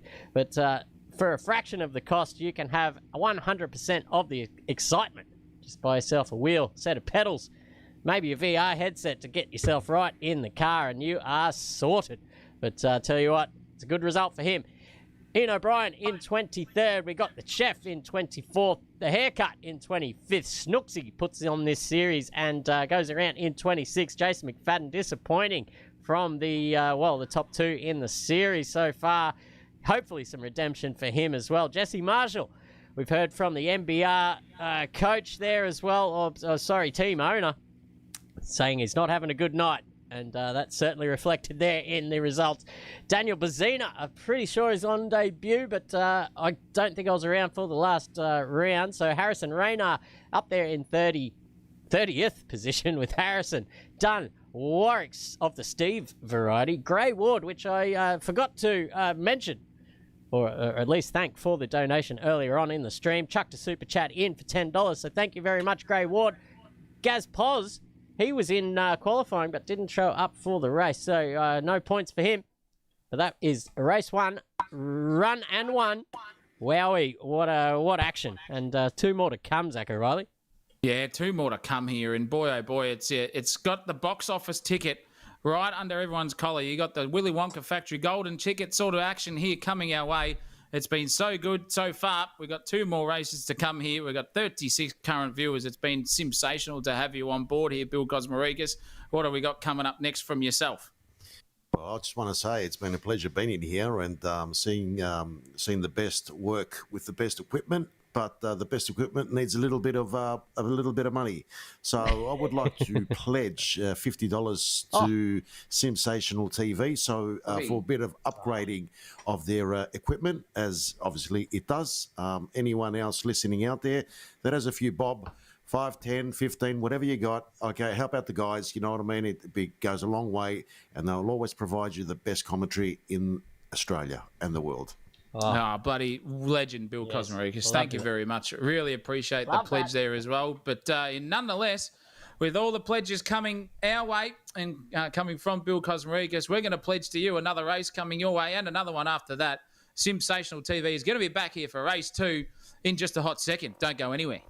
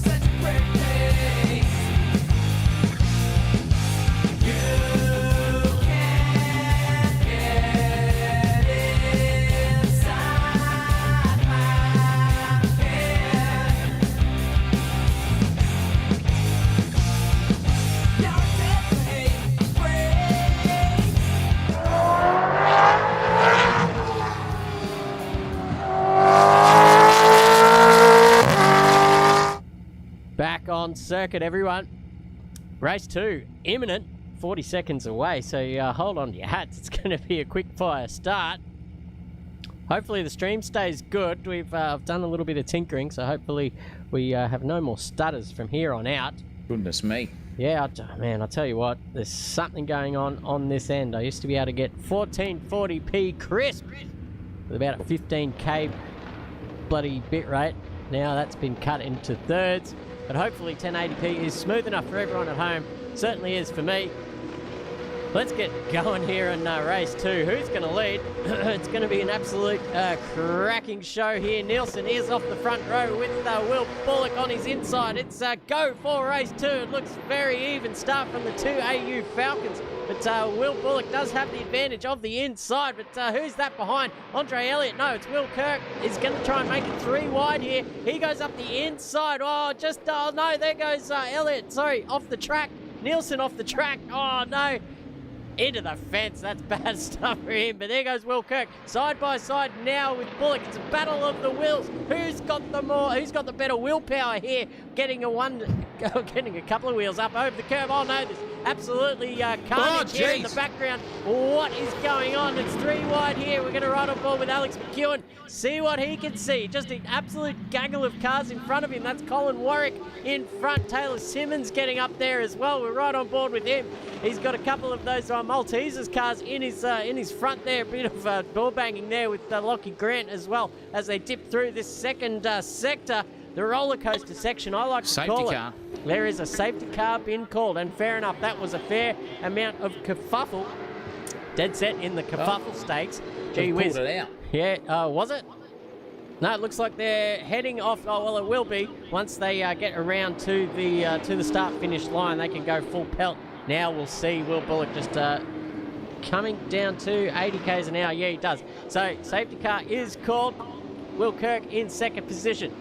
Andre Elliott in third. Nick Mello's made his way up to fourth. I'm pretty sure that was a top 15 reverse grid, and that is a fantastic effort from him off the start. Ryan Nielsen in fifth. Slater in sixth as well. A bit of a mover and shaker there with Buttigieg behind him. Cicluna, a couple of Maltesers together with Bullock and Simmons rounding out your top 10. Yeah, definitely looking pretty racy there for the rest of them, that is for sure. But Turkey Baster in the top 10 has got time now to just calm his nerves. I love Turkey. He was a teammate of mine, and in that AU Falcon Super Cheap Auto livery for Stephen Allery, but takes you back a long way, and these guys have got plenty of time to gather their thoughts now with this safety car. Have you got tyre temperature? Have you got the brake temperatures up? Where are you going to attack? Where are you going to defend, for example? Because the big captain, Kirk himself, right behind Will Bullock, has probably got a little bit of blood taste in his mouth like a tiger shark from 4 kilometres away. He's going to be sniffing at him by the time we get ready to go. But under safety car proceedings, ladies and gentlemen, it gives you a lot of time to ponder and think, you know, my bill's paid. Have I given the missus enough attention while I'm sim racing here during the week? I don't know, but at the moment, probably none of those sorts are happening because Will Bullock is out in front and he's going to take command of this one for the safety car period, Lindsay Muddle. I reckon it's about to go green. Yep, so Bullock will now take us away once again as they make their way towards turn 1. So Bullock gets off to a good restart. Kirk in hot pursuit, but I don't think he's close enough for a move, but anything's possible if you're brave enough here at Oran Park, as well as Mello trying to put the nose in as well on Andre Elliott, but also wasn't close enough. Oh no, that's Kirk flying away into the wall, and that is not the ideal line at turn 1. Oh no, it's a pilot. This car's on the curb going left and right. And Simmons has turned around. Everything is kicking off here on the safety car restart, and it's almost worth considering another safety car. Yeah, that's insane. The boys have lost their mind out there. They've just sat in behind the safety car for a lap and a half, and they thought, you know what, bugger it, let's go hard in for the next one. That's some sloppy stuff from the boys at the front, and it causes a traffic jam up there as well. But let's look at some racing. Here goes Cookie on Jesse Marshall, that's what I'm trying to say. Gets a little bit of a tap in the rear quarter panel there by, who is that? Falzon has found himself back here in 16th as well. So not a great start by the Malteser himself, but he's quick and he will make his way through, and he's going to start right now. He goes up on the inside of Marshall. Look at that. A lot of respect and room given there by the Marshall brothers, but he's had a pretty good exit as well. He might get another one here. Hayden Cook vulnerable on the outside. Here goes Falzon. He's just going to slide up through here, I've got a feeling, and get on the brakes, and does it nicely. Ooh, it takes a fair bit of that curb too, a little bit more, and he might have found himself in the wall. That is probably the limit, Mr. Falzon. But here's Liam Hanley's up there in the top 20 where he was, and now he is spearing backwards after a little mistake into turn 1. And I tell you what, look at the gaggle of cars behind him, headed by Taylor Simmons. He goes wide, and we'll invite Nathan Hughes up the inside because he's one of the speedy customers that's found himself down the back as well. Zach O'Reilly, look at this. They're all kicking off down the back here. Lachlan Grant has found himself at the back with who else? Whistler's back here too. Jason McFadden, 28. Things have gone from bad to worse for him as well. Geez, he came off with an absolute barnstorming start to the title contention, did Jason, and he's finding himself right where it's under the shot, and there goes Hanley as well. Pirouette, double style. Oh, and even the whistle's got tagged by McFadden. Oh, turn it up, Jason. Redress that one, son. You've been caught again. Poor old Dunn's off in the field. He is well and truly done, and the whistler nearly whistled himself into someone's arsehole there. I'll tell you what, blowing the smoke up someone's bum is not the way to go about it. Steve Harrison's looking at this going, geez, I'm glad I'm not part of that. Busey in 21st is really, really struggling here tonight. He had some promising start to the event, but he's not there at the moment. Mallow, however, and Buttigieg coming together. They are door banging their way up the hill, over the bridge we go. Mellow's on the outside, on the inside there is Buttigieg too, looking very racy. Two Maltesers car now. Secluna's going to get involved in this one too. And that was a switchback move on the inside there for Mello over Falzon. Falzon's there as well in the back. There's Buttigieg off. He's gone. Contact. He's got to get back on the circuit. His tyres are going to be as dirty than a $2 hookup. And he's trying to get it back on the track, holding up his own teammate into Secluna there. And the rest of them behind him, McEwen, Slater. Look at this. No! There goes Buttigieg. He's off. He has hit the wall harder than a $2 hooker at night time, and that is out for him. He is ready to go back up the reverse grid, and Slater's got through at some rate of knots there, and McEwen has been the benefactor out of this one. Slid his way through like that slippery little eel that Bill Cosmarikas called him earlier, and geez Louise, it is incredible. Slater now has got enough fuel in the car, I reckon, because he did not have enough in the other race. That is why you dropped down the list at a rate of knots, unfortunately for him, but he's right up the clacker of McEwen. Brought a bit more of argy-bargy there going on in the background too. Warwick is right up Bullock's arse here, trying to give him the punt, and he does too. Take a drift style there. Hey, you Falcon. And I'll tell you what, Colin has just got to get his red mist out of that helmet and have another crack here. Bill Cosmarikas, this is all heating up here. It definitely is. It definitely is. So we're lap 5, and it's all happening. The cars are running out, running off track, hitting walls. It's just unbelievable. We're trying to get a little bit of sequence, a bit of good racing. I think they've all seen the green light and gone, kabang, let's go for it.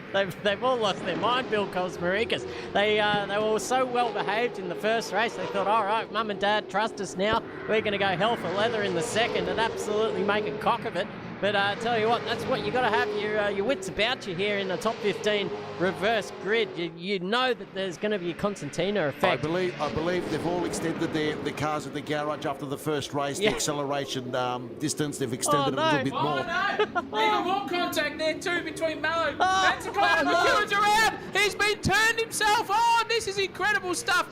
You couldn't read about it. It's all happening. Slater been caught doing that, and McEwen sliding back at a rate of knots there. 10th place now for him. Is Bazina going to get him? He is too. He's in dead set trouble here, McEwen. He's got all the work cut out for him now in front to get back up into that top 10 position. Lindsay Muddle, you've been a silent assassin in the commentary box. It's about time we give you some air to call this absolute carnage. Yeah, I'll tell you what, they're driving like a bunch of P-platers on a Saturday night in the back streets at Lakehaven, doing absolute donuts here around the car park, but the car park is now a housing estate here at Oran Park as they make their way through the second sector. Banachek looking very pacey behind the back of Cook as they make their way through the third sector.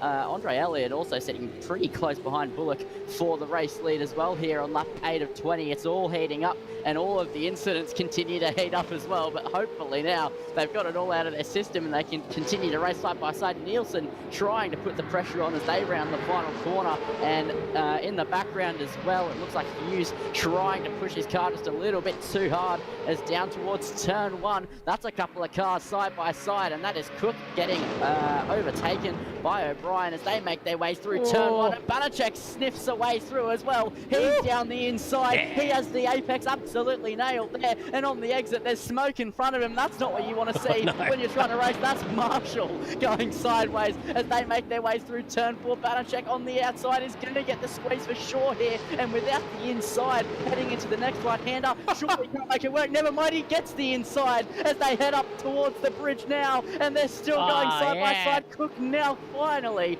decides to back out of it. He decides it's not worth it. And then that off in the background is Nielsen. He manages just to keep it on the tarmac surface, losing out of place while he's at it as well. Warwick getting past as well. It's absolutely all kicking off here in the midfield. And now Cicluna fancies his opportunity to try and make a move on Mello as they make their way towards turn 1 on lap 9. Can he get it done? He's absolutely falling through turn 1, but he's going to sit back single file. Christopher Munro, how's this? What a sequence of racing we've just seen. The boys down the back there in the mid-pack showing it how it's supposed to be done. Nice, clean and mean racing. A little bit of paint swapping is acceptable, but punting, that's a no-no.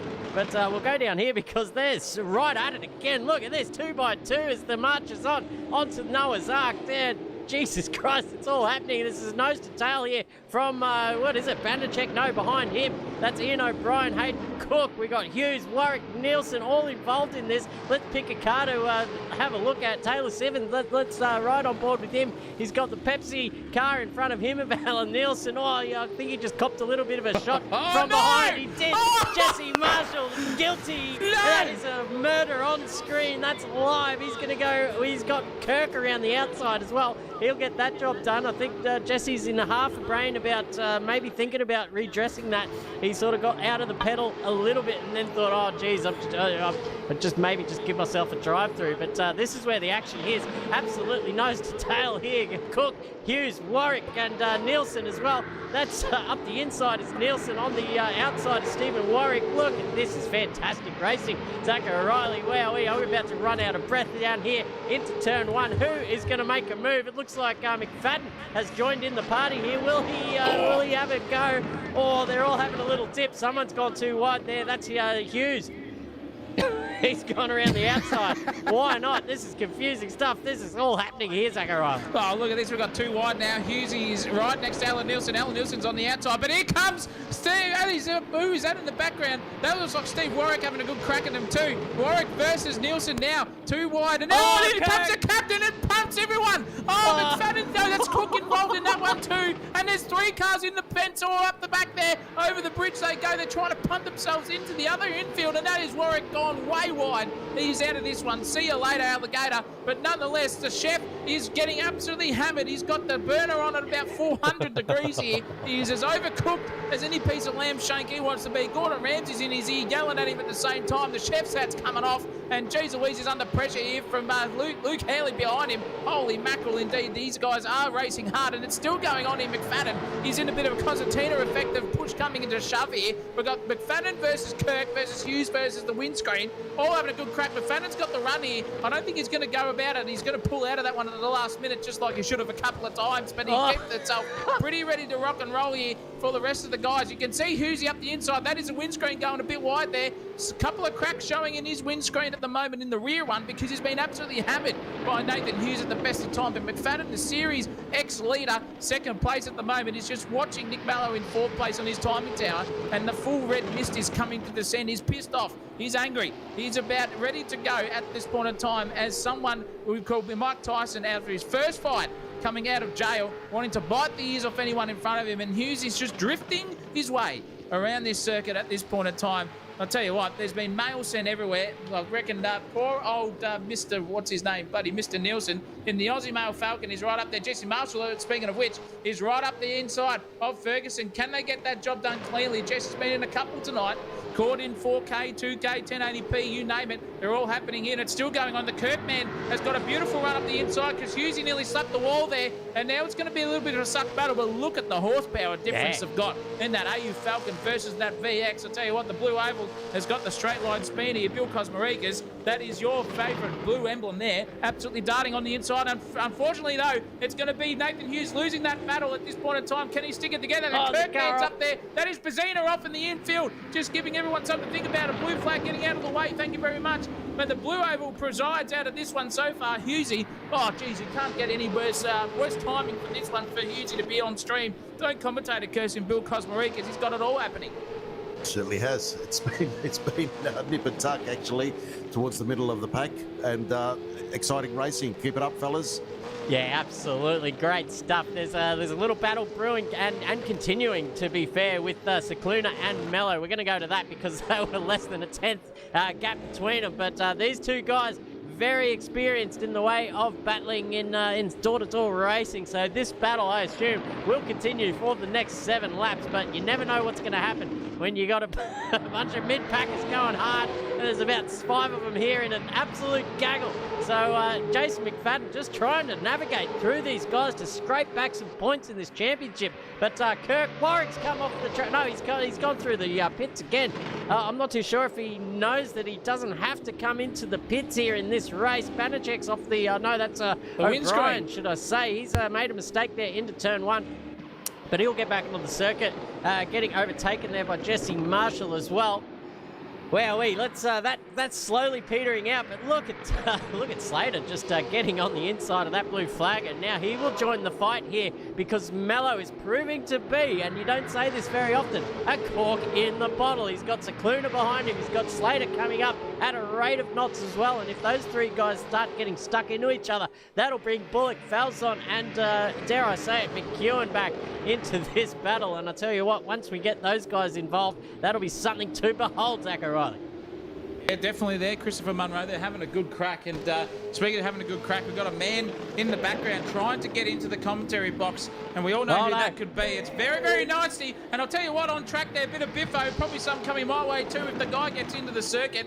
Oh my goodness gracious me. But Nick Mello's on the slide there. There goes Cicluna up the inside. Got the job done, and he's even giving him a bit of a swipe to help him in the proceedings. But Slater's on the back end of this one too now. It is a 3-way battle, 2 wide. Can they make this happen? Oh, look at this perfect view here. Bird's eye, in fact, there from poor old Cicluna. He's got out wide, and he's lost that position. Slater now is going to be there. Cicluna's got to slot back in, or is he? No, he's not. He's sent bugger it. I'm going to send it up here through a fast left-right chicane. Slater's thought better of it. Yes. The racer in him thought, I won't even risk that one. That's out of it. You know what? I think I'm going to get bashed here soon if I don't let someone in the door. It's just bloody incredible here, Lindsay Battle. I'm going to go and defend for my life. You can call the next one.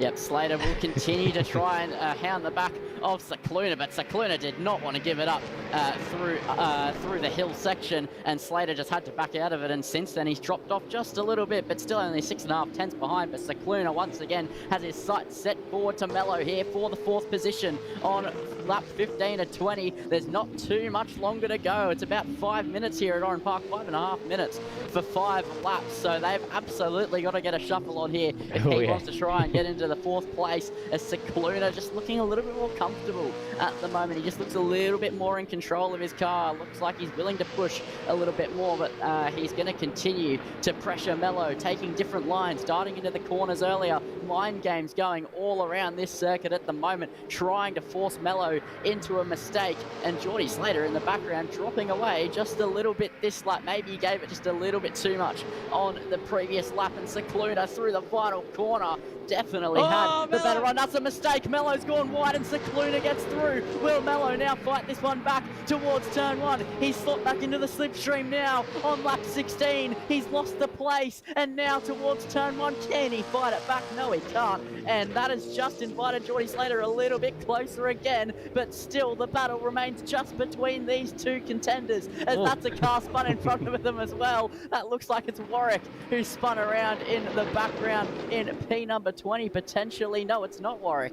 I have absolutely no idea. I've got no idea. I saw the red arrow on the leaderboard and I thought maybe so, but it's absolutely all kicking off here, as that's Wallace on the inside of the final corner trying to make the move on O'Brien towards turn 1. It's Holden versus Ford. It's the famous duo, the battling pair heading towards turn 1, and they're going to go side by side, and that's down the inside is Wallace, and he's going to get that move done. and he just absolutely slots in. He looks absolutely in control of that car through turn 1, unlike a lot of drivers tonight. Yeah. And up the front as well, Bullock only 5/10 ahead of Andre Elliott. Yeah, absolutely. It's all happening here in the top end, in the bottom end, everywhere you look here. It's all starting to kick off. Only 3 laps to go, so the guys, it means business now. Andre Elliott only 4/10 off the lead. Will Bullock holding strong here for the time being. That gap is about 4.5 so keeping one eye on that. And there's plenty starting to heat up. Here's one indeed. Here's Husey on the back of Rick Banachek. He's got Will Kirk chasing with McFadden as well. Tell you what, it's hard to know where to look at the moment. Hayden Wallace we saw just get a nice overtake, but we should go up to the front because Andre Elliott is hounding Will Bullock now for the lead of this race. You can see Bullock, I think, made maybe just a little half mistake there as well, and that's all you need around this circuit, a little half look in to narrow that gap. But half a second is a long time in racing terms, as you can see. Wow, Bullock just overdriving a little bit, perhaps looking in his mirrors, and that's the worst thing you can do when you're out in front. All you got to do is focus on hitting your marks, get that car turned in, and I'll tell you what, dare I say it, it's more important to focus on your exits. So this is a little tip that I used to do when you're in front. Just peg your brake marker back 5 to 10 meters and make sure you hit that apex, and that gives you the leeway of getting on the power just a little bit earlier. And if you can do that, there's no way someone can overtake you. It's just impossible. You get the better exit and it's not going to happen. But back here, Hughes is going to make this happen on Rick Banachek around the outside. A little mistake from Banachek. And there's been some infiltration here in the commentary box. Here goes Wallace up the inside of Jesse Marshall. Great move there. Oh no, Marshall, that's double murder there. Suicide for him. He's got some questions to be answered in the steward's office. Wowee, as the door gets kicked down by a commentary legend here in the oh no, here he comes. It's good to see you again, Rabs, in the SimSational commentary box. Call us through the last couple of laps. Well, I'll tell you what, Fab Man. I have dead set absolutely kicked Zach O'Reilly's ass. He is flat on the floor there, just like that battle there between John Marshall and the William Wallace man himself, Braveheart, at his best. I'll tell you what, this is incredible racing. I've seen more biffos on this circuit than I have at the Manly Pub there, and you can see there that Marshall is well and truly missing the point. I can give you the hot tip. Snooksy tried to get through there on ground 2, through by 2. Dummy half style leading him through the far front of 40 flank here. I'll tell you what, with this sort of racing behavior, these guys are definitely going to be hitting the showers early tonight. Fargoff has definitely been doing exactly that, and I reckon with some talcum powder and some sort of blowjob-ish sort of the behaviour there at the end of this one, he could keep coming back and getting himself further into the grid. And I'll tell you what, with all of the behaviour going on tonight, I reckon this could be one of the best events we have ever seen here at the Oran Park circuit. Oh, you're not wrong there. It always serves up classic racing here at Oran Park, Lindsay Muddle. It's one of those circuits very hard to overtake, which in turn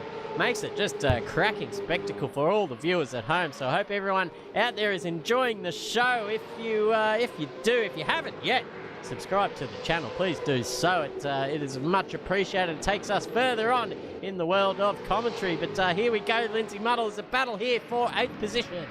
Yeah, McEwen's on the inside at turn 1, and he's going to absolutely dive it on Falzon, and it looks like he's pulled the car up all right, unlike a couple of drivers tonight, and he gets it done, pulls through the exit, and that is absolutely as easy, does it, for McEwen. As now we look at Hughes as he's drifting the final corner, and now he's heading on to the final lap of this race. Ferguson looking for a move now on Banachek as they make their way through turn 1. It is the final lap, but you don't want to make any desperate dive bombs that you will be in despair about heading into your nightmares. You don't want to end up overcooking it into the back of someone and realistically ruining your night and their night as well. But up the front, through the final corner, Bullock has been able to hold off the attack from Andre Elliott, and he's going to take the victory in race 2 after all the carnage going on further down the back. He kept it in a straight line, and Bullock takes the victory. Nielsen gets, not Nielsen, Andre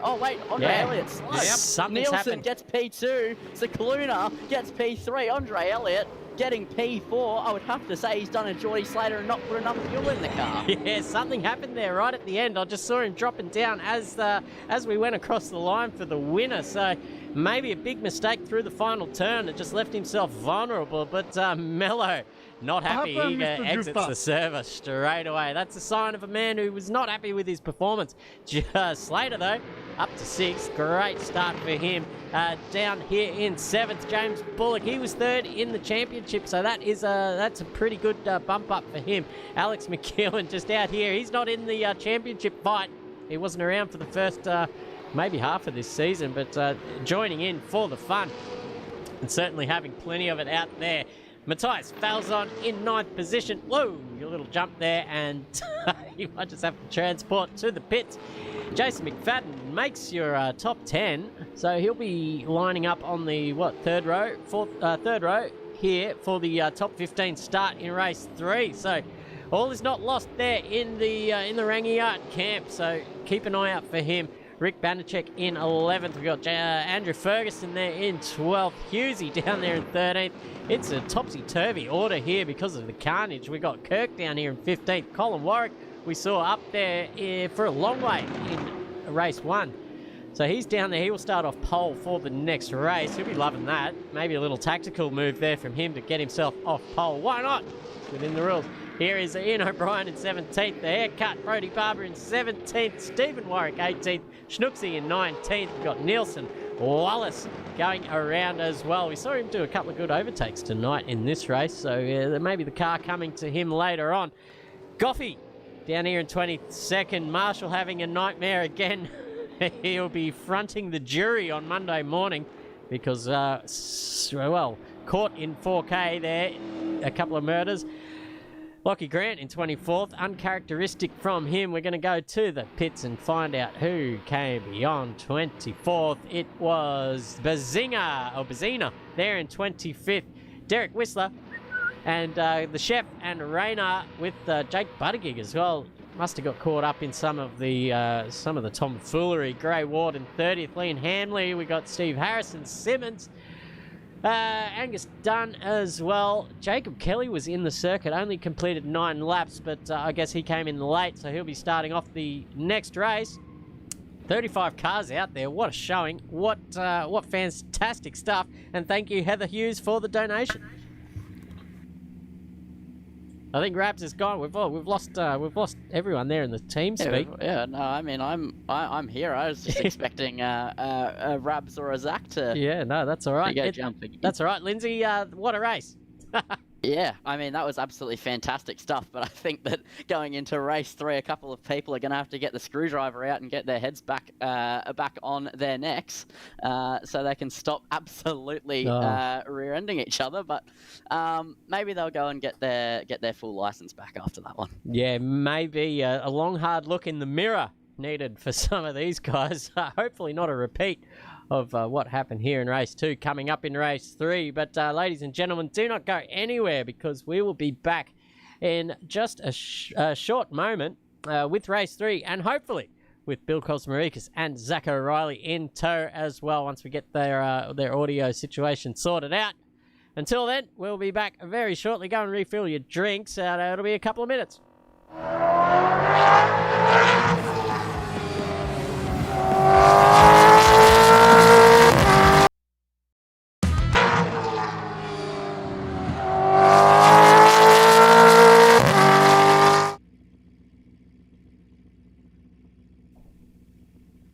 7.5 million viewers on YouTube, 674,000 spectators here at the Oran Park circuit, 36 cars on track, times that by 600 horsepower, and you have dead set got the best racing in all of Australia here on a Sunday night.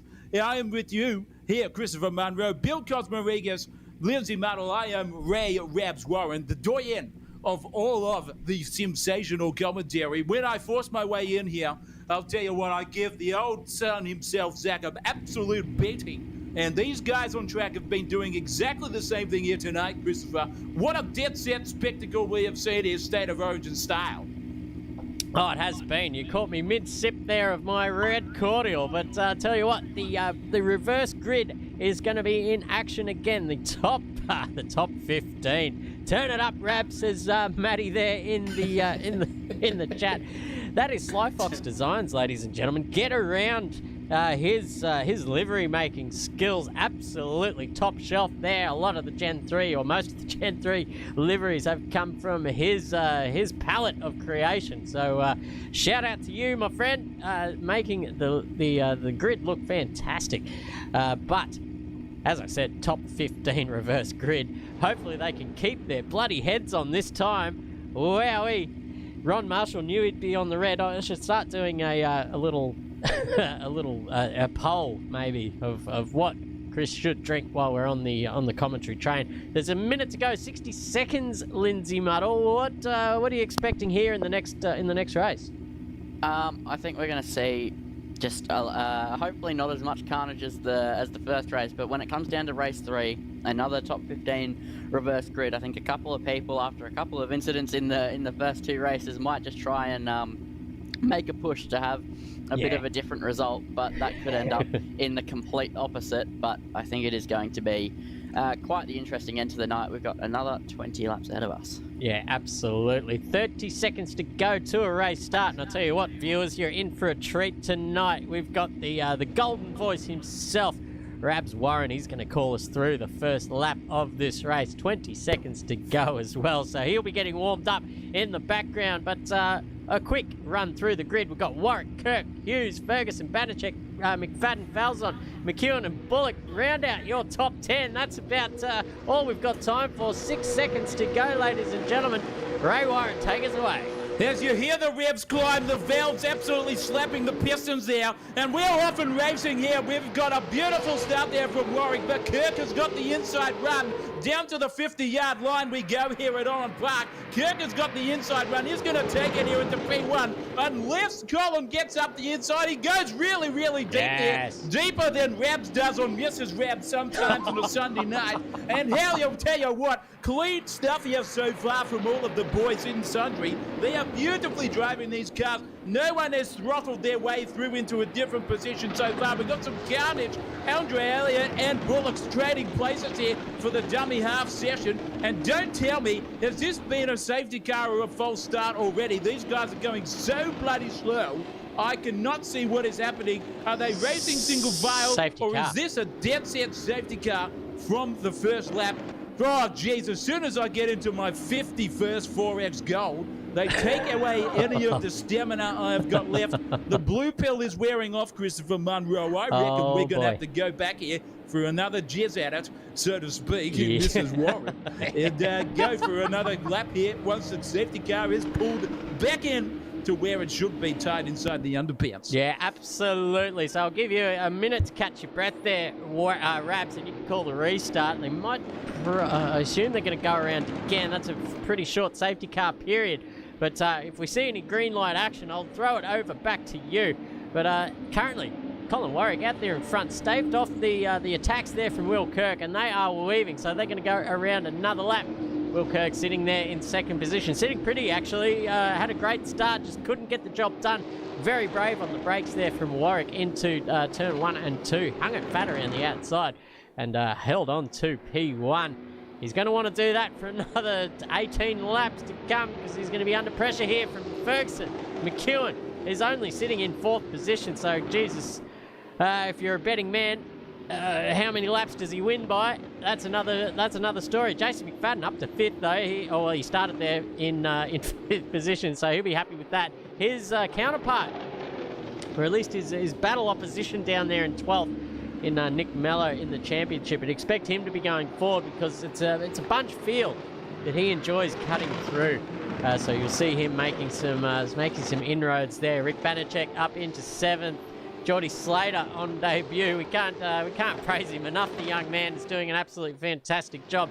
Nathan Hughes out there just drifting around, keeping those rear tyres pretty warm. He'd have the warmest rears in the whole field. There's no doubt about it. Matthias Falzon down there in 9th position, having his own way. He's ranging out teammate back there in Andre Elliott. We've got Bullock, Mello, but we're probably almost getting ready for a race restart. Rabs Warren. Oh boy, this is, they've had one chance at it, and that's usually the time where they all just take it easy. And now it's time for the carnage. It's time for absolute balls to the wall action here. We have got Colin Warwick starting the race, and he's gone full pelt to the metal sort of style. We are racing once again, and I'll tell you what, my lungs are absolutely dead set, singing to the high heavens. Ferguson versus McEwen. Looks like Fergo's just pulled out of that one.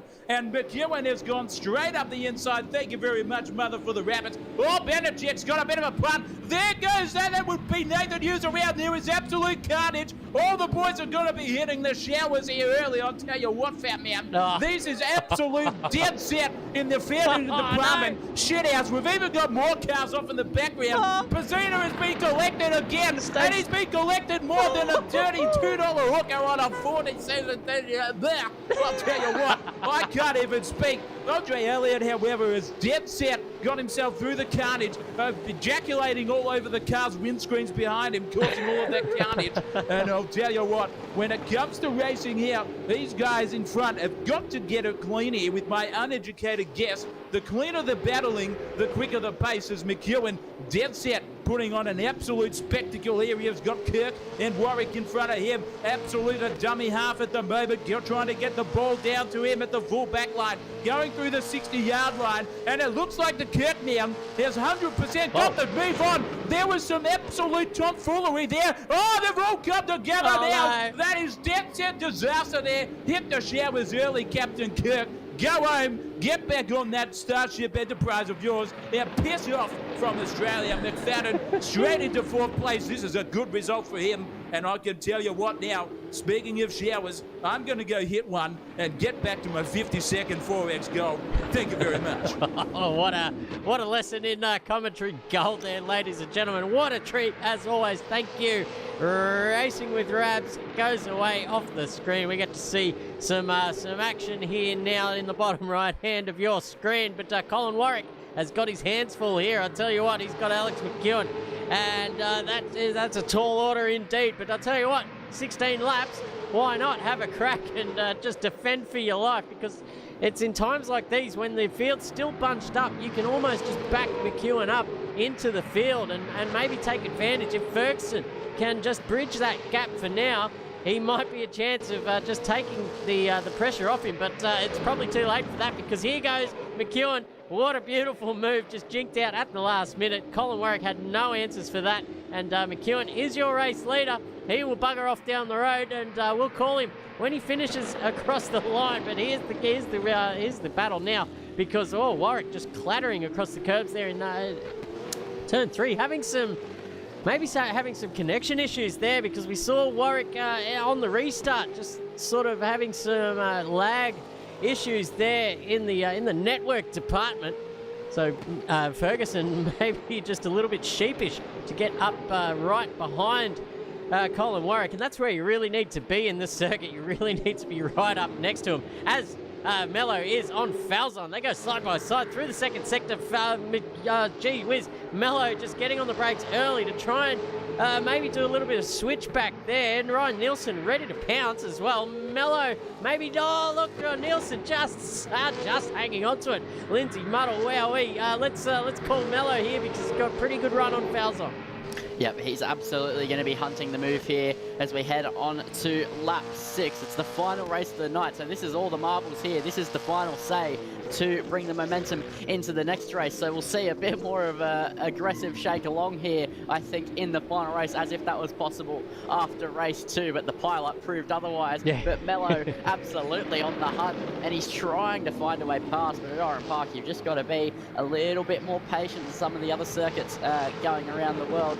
And I think that's part of how this circuit is just absolutely incredible, as that's a little bit wide there from Nielsen. We've seen him go wide a lot of times tonight. Yeah. That's a car slow on the inside heading into the bridge, and Nielsen a little bit wide again. He can't seem to get that car to the apex, and Secluna's going to take advantage. He gets to the apex first, gets the move done, down the inside, late braking through the roller coaster section. We haven't seen that much tonight. No. That's an absolutely fantastic move, a risky one at that, but Secluna gets it done. Now we look to Grant. He's now going to try the same move, and that nearly did not go as well, and that nearly ended up in a crash between the two of them. Grant just did not have the late braking prowess that we saw from Secluna, but Grant's not done just yet. He has an absolutely fantastic run up through the hill and then right back down and into the final corner here. But it looks, Ferguson. Oh no, that's Grant. It's been tapped around. He's sideways. He gets tapped again. He's off into the bunda, off into the grass, flying off to the inside of the straight. That's not where you want to be. He's now going to hop the curb. Mello's off the track as well. He's falling down. And it's absolutely all kicking off. Zach O'Reilly's returned from the dead.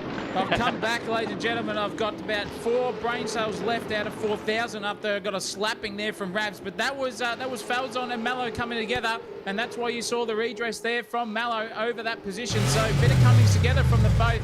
Thank you, Kurt, for subscribing to the channel live on the stream. Beautiful stuff to have you with us. But it's all happening here. We've got Nielsen and Secluna there in a battle because Banachek right now is really becoming that cork in the bottle situation here for Secluna. Secluna loves these cars, as Bill Cosmarigas just mentioned in the off-camera. He said these cars suit him down to the ground, and that's why he is so pacey here with the limited practice he has. Sometimes ignorance is bliss, and I'll tell you what, Banachek is really hugging that apex there, trying to defend off from Secluna. Secluna's going to go trailer park girl move around the outside here and get that job done easy as you like. The rear wing on that car is set at the minimum. Look at the pace difference between the 2 generations of the Commodores, and that is all over it tonight. It has been fantastic to have everyone on board so far. Beautiful racing here from Secluna. Bill Cosmarigas is a friend of Secluna's here too. He can give us some insight on how he races here, Bill. Well, Daniel Secluna is one of the finest racers you can get in sim racing. Aggressive, slick, fast, anything you want. We're always up at the top, as he always is, and as he's showing it tonight as well.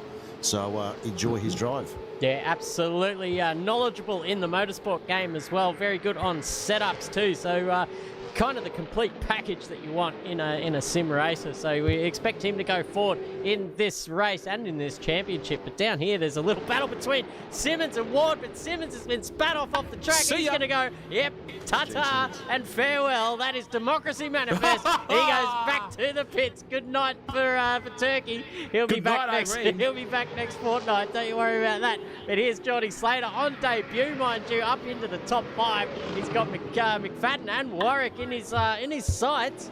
Only only 6/10 away. So that's good stuff for him. I can't praise him enough here. But Gray Ward's had a bit of an issue here. He's just, oh geez, that's awkward. That's awkward. Here comes Liam Hanley. Oh, he gives on. No, you're joking. Wow, Wallace cops it from behind. Get him in a jail cell. Yeah, Turn it up. He's got to go. The jury has decided. It's all happening here as well. Andre Elliott, Zach O'Reilly. He's got Will Bullock in his sights. Here comes Falzon as well. Call it from here. Gee whiz, it's all happening. Oh, look out. You got the 2 quick customers there in the dock and Falzon on the back there of Will Bullock, who isn't too slow himself. I'll give you the hot tip. But they're all fighting tooth and nail because there's dust signals smoked off in the foreground there for the rest of them too.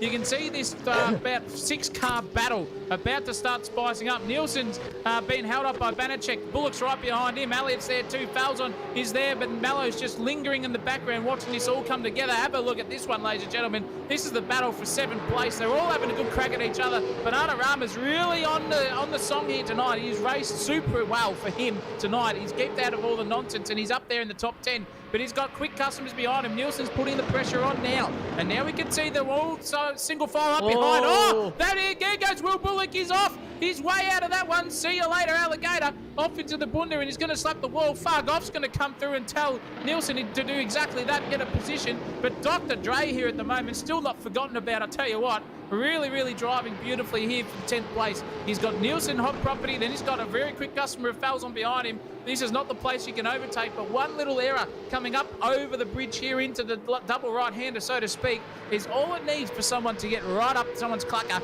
and have a good crack at each other. On the hook cam here of Falzon, you can see the different lines. Oh no, that was Dr. Dre really using the curb there. It hurt him on the exit. He's got the headlights ablaze there. to put off Ryan Nielsen right in front of him. Nielsen's going really wide there too. He's on the attack now on Banachek, 3/10 away from him. So are we going to see a dive under brakes here from Nielsen? No, he keeps it nice and clean at the moment, and that looks pretty good. But I'll tell you what, we've got lap traffic of Taylor Simmons up in front of them now. He's got to get right out of the way as he was right into the back of it. He's come back into the service somehow, but nonetheless, he's got all this battling right behind him here too. We've got 7th, 8th, 9th, 10th, 11th, and 12th place, all hot property, all within 5/10 of each other. And this is incredible stuff. Nielsen, no, they've touched. Banachek's going to get punted. No, he got turned back around, thank goodness. And now it's 3 wide here. We've got Doc, Falzon, and Nielsen all going out. There goes Doc up the inside. He's got 9th place, done and dusted, but Falzon's trying to battle 10th on Nielsen. Are they going to punt each other wide? They do. Nielsen's not giving racing room. But here comes Nick Mello up the inside of Nielsen, bumping and grinding his way through. He doesn't give a rat's toss back about that either. Straight on the driving department, and fantastic stuff there. All of them got through without a spin. Nonetheless, a bit of overall contact. Lindsay Muddle, this is bloody incredible. Ron Marshall has gone bang. Great calling, boys, and some shit driving. Well, I can't tend to agree anymore. It's take it away. It's absolutely all kicking off here in the midfield. They just can't seem to keep it off of each other, but he managed to spin him back around at turn 2 as now side by side through the final. On the inside they touch, and that is going to be Andre Elliott falling down the field, as well as Nick Mello, who just absolutely tapped him around at the final corner. They can't seem to stop making contact and trying to do a little bit of a donut class here in the middle of a race. That's not the ideal way to get around the Oran Park circuit. As now we look to Warwick, who's on the back of Fergo, as they have 8 laps to go, and this is going to be for the 2nd place. But that may as well be the win when McEwen's the leader. It basically doesn't count, because McEwen is just on an absolute another level. He's like Max Verstappen from 2022 onwards until this year, where he just absolutely drove away. That's the case with McEwen, but Warwick is absolutely on a charge. Geordie Slater as well, trying to put the pressure on to McFadden. Oh, that's a big snap from Warwick. Oh no, who's that? What was that? Somebody's just... He's tipped over. Oh no, I wonder who that is. We'll get that on action replay, I'm sure, later on in the night. Oh no, what is Warwick doing? Warwick, for the 3rd race in a row, is going to pull into the pit lane. But now the battle between McFadden and Slater gets even more stakes. It's for the 3rd position. Geordie Slater ran out of fuel running in 2nd in his 1st race of the night. And now in the 3rd race, he has an opportunity to strike back and try get a podium place. But McFadden is not an easy target to try and make that happen. No, it certainly isn't. Here goes Lockie Grant under brakes, a little bit deep there, and this will be the up and under for Cook. So the chef is firing on all burners here at the moment. They're going to go side by side down the main straight. Lockie Grant maybe just having the momentum, but he's on the wrong side of the track. Cook's got it all to do here. He's just got a narrower line, so Lockie's got to be careful on the outside. There he touches the grass. He touches Cook. They both come together. There goes Cook around. Lachlan Grant's going to have to sit there and wait for him to come back, because that was just a little bit clumsy there. A little bit more foresight is needed there when navigating turn 1 and 2 here at Oran Park. Yeah, there goes the Whistler, just straight through there. Thank you very much for the Rabbits, but now they will continue as they started out with Cook in front. Lachlan Grant doing all the work from behind. Let's get an on board here and see how they go through this middle sector here. This is the technical sector of this track. Should I say, this whole track is a technical masterclass. I'll tell you what, it's very hard to put a lap together here in qualifying or otherwise. But now through the middle roller coaster, and this is my favourite turn there in motorsport. You can really send it in a little bit further than you think. You've got a fair bit of runoff there as well. But here goes Lockie Grant looking up the edge. Geez, that's a big lunge there if he makes this happen.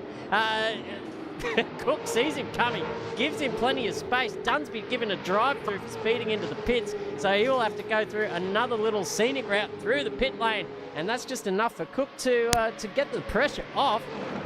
And he will start his 14th lap with a couple of tenths behind. We can hear chatter in the background here, but there's Will Bullock now. He is on the back of Clint Goth, Zach O'Reilly, a couple of AU Falcons battling it out.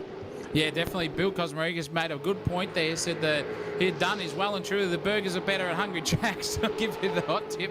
Pretty good stuff from Bill in the background. He's loving this at the moment. Oh, the scenic view is just sensational in the commentary box. Bullock is right on Fargoff's clacker. He's wanting to get further up the grid is Fargoff. He's got Taylor Simmons in front of him at the moment. So no traffic in their direction at this point in time. But we'll see what happens between these two once they get onto Turkey Base there in that fact. But Nick Mallow right at this point in time. Oh no, there goes Doc. He's off. He has forgotten about the brake pedal, not about himself. And he's lost it into the turn two basically. And he's going to lose a position here now because here goes Fargoff up the inside. Those two are not friends. I'll tell you what, STT versus Strung out. They race each other hard, ladies and gentlemen. And Bullock's looking at this now with a perfect view on the hook cam here between these three. Now it's a three-way tussle. Turkey Baser in front is there. And oh no, Jake Buttigieg's also being given a drive-through for speeding too. So that is not ideal for him, but nonetheless, the battle keeps resuming. And Doc's gone wide. This is going to give Bullock a beautiful chance. Can he get up alongside far enough? And no, he can't. He just slots back in behind him.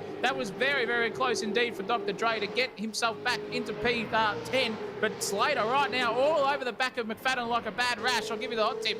A bit of nappy sand, bit of panthen, bit of anything coming his way for the cousin. And up the inside goes Slater. Oh, does he? Oh, they're on the slide. They're both coming together. And McFadden's been touched. Slater's not going to get the position back because he doesn't know about the rules at AK Racing. And McFadden's gone way back 3 places there. He's lost there in a corner. I think they were both on the slide at that point in time. Oh, no, there goes Cicluna. He's off in the background. He's lost it himself and lost that position as well. So he's dropped back to 6th place. But now it is still on for Captain Kirk. He's up the clacker, 5/10 away, so to speak, on Slater here. The insect really just going through the Mortine cans tonight. He's avoiding every single pest control at the moment and being exactly that on the circuit. Cracking driving from him though, but the captain at the moment has got the afterburners on. He's coming right up the back end of this one, trying to get left and right, trying to see what he can do over the Slater in front of him. The insect himself really needs to be burnt in that afterburner shock shell, and at the moment, look at this stuff. Very, very tight apex there for Slater. Captain Kirk goes wide. It hasn't hurt him, but he hasn't gained any time at the same point. So we've got to see what these two drivers do. Racing line dependent. 108.8 versus 109. Dead there for Slater versus Kirk. But Banachek really nearly now under all sorts because there is Cole Warwick, the ping master himself tonight. Oh. He's everywhere. He's on the slide too. He's upside down. He's inside out. He doesn't know where he is on the circuit. These boyos are worried about him, I'll tell you what. But he's driving the wheels off this thing because Turkey Baser has got out of the way of this one. And Cole Warwick has got something to think about here, Lindsay Muddle, because he's got a little bit of a gap there to make up between himself and Banachek for 12th. Yeah, he has got fresher rubber on that car as he seems to pull into the pit lane absolutely every race. So he has got a little bit of work to do, a couple of overtakes to make, but he's got a train of cars in front of him, so maybe he can be on for a little bit of damage limitation at the moment as he is just a little bit quicker than the cars in front of him. As it seems at the moment, he's absolutely pushing Banachek through the corners at the moment, but it's all about finding a place to get through, and that's exactly what he's trying to do at the moment, taking different lines. He has a little bit of a snap there as they head up the hill, and I'll tell you what, it's steeper than it looks here.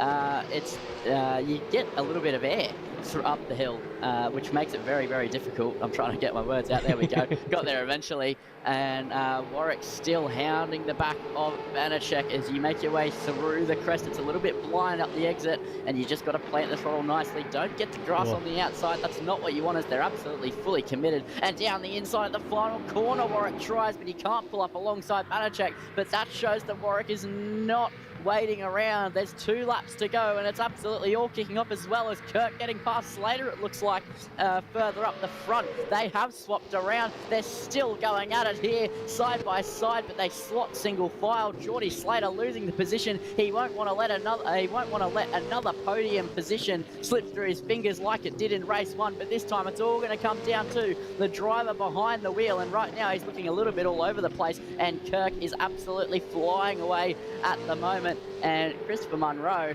how is this? Well, he got absolutely swamped on the last lap of race 2, so he certainly doesn't want that to happen again, and I think the chances of that happening are none to slim at the moment. So he's got no pressure from behind. He can focus on his brake markers and try and just make up that gap to Will Kirk and maybe return serve. But at the moment, Kirk has the better of it. He's got the better pace and just eking out a little gap between him and him himself and Slater, should I say. English is tough for everyone tonight. I tell you what, it's all happening here tonight. But as I say that, Slater's just made up a couple of tenths in the first couple of turns alone. So he's got that Castrol symbol getting large in his front windscreen.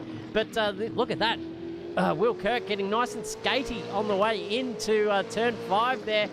It's tough going in these cars once the tyres get worn out, because the rears go before the front, and it's really hard to get the power down. As I said earlier, no traction control here available for these guys. It's all in the skill of the right foot. So everyone needs to just take it easy when the tyres start to go. That gap's at about 5 tenths now. He's got, this is the last lap, because McEwen has crossed the line. And he's got a 12-second gap to Andrew Ferguson. I'll tell you what, I can hear the party starting to ramp up down the road. Ferguson lives in the next street to me, and I can hear the bloody fireworks going off. He's got a podium in the bag here if he just can get through the final lap unscathed. Will Kirk, going deep. That will invite Slater. That will certainly give him some encouragement here. Zach O'Reilly, the last lap is all yours, my friend.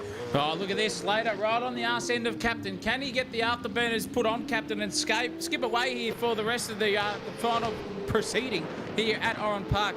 Very, very nicely job done. But there's a car off in the foreground there. Nonetheless, just got to pull up the Captain, so that's okay. But, geez, he's showing smoke signals left, right and centre. That front left tyre on his is dead as a doornail, I would say. Oh, Slater pushing to no win. That's a car off in the foreground there as well. Is he going to rejoin at the worst time for these boys? I'm not too sure, but it doesn't matter, because this man is led by a country mile, 13.1 seconds away from any threat, and Alex McEwen comes across the line, finally takes a win, as he should do. Very, very nicely driven from him. Kept his nose clean. The Ferguson household is starting to pump up, because he's about to take P2 here in this one. It is going to, it says P3, but he's P2. Captain Kirk gets P3 over Slater there. Beautiful battle there for the rest of them. Cracking driving from that top 4 overall. McFadden in 5th place, redeemed some points over Nick Mallow. Cicluna now in 6th place, crosses the line for that. Valzon coming through in 7th place. Nick Mallow, the man of the moment, leading the championship, crosses the line in 8th place. Andre Elliott hasn't been forgotten about at all here at Oran Park, 9th place for him.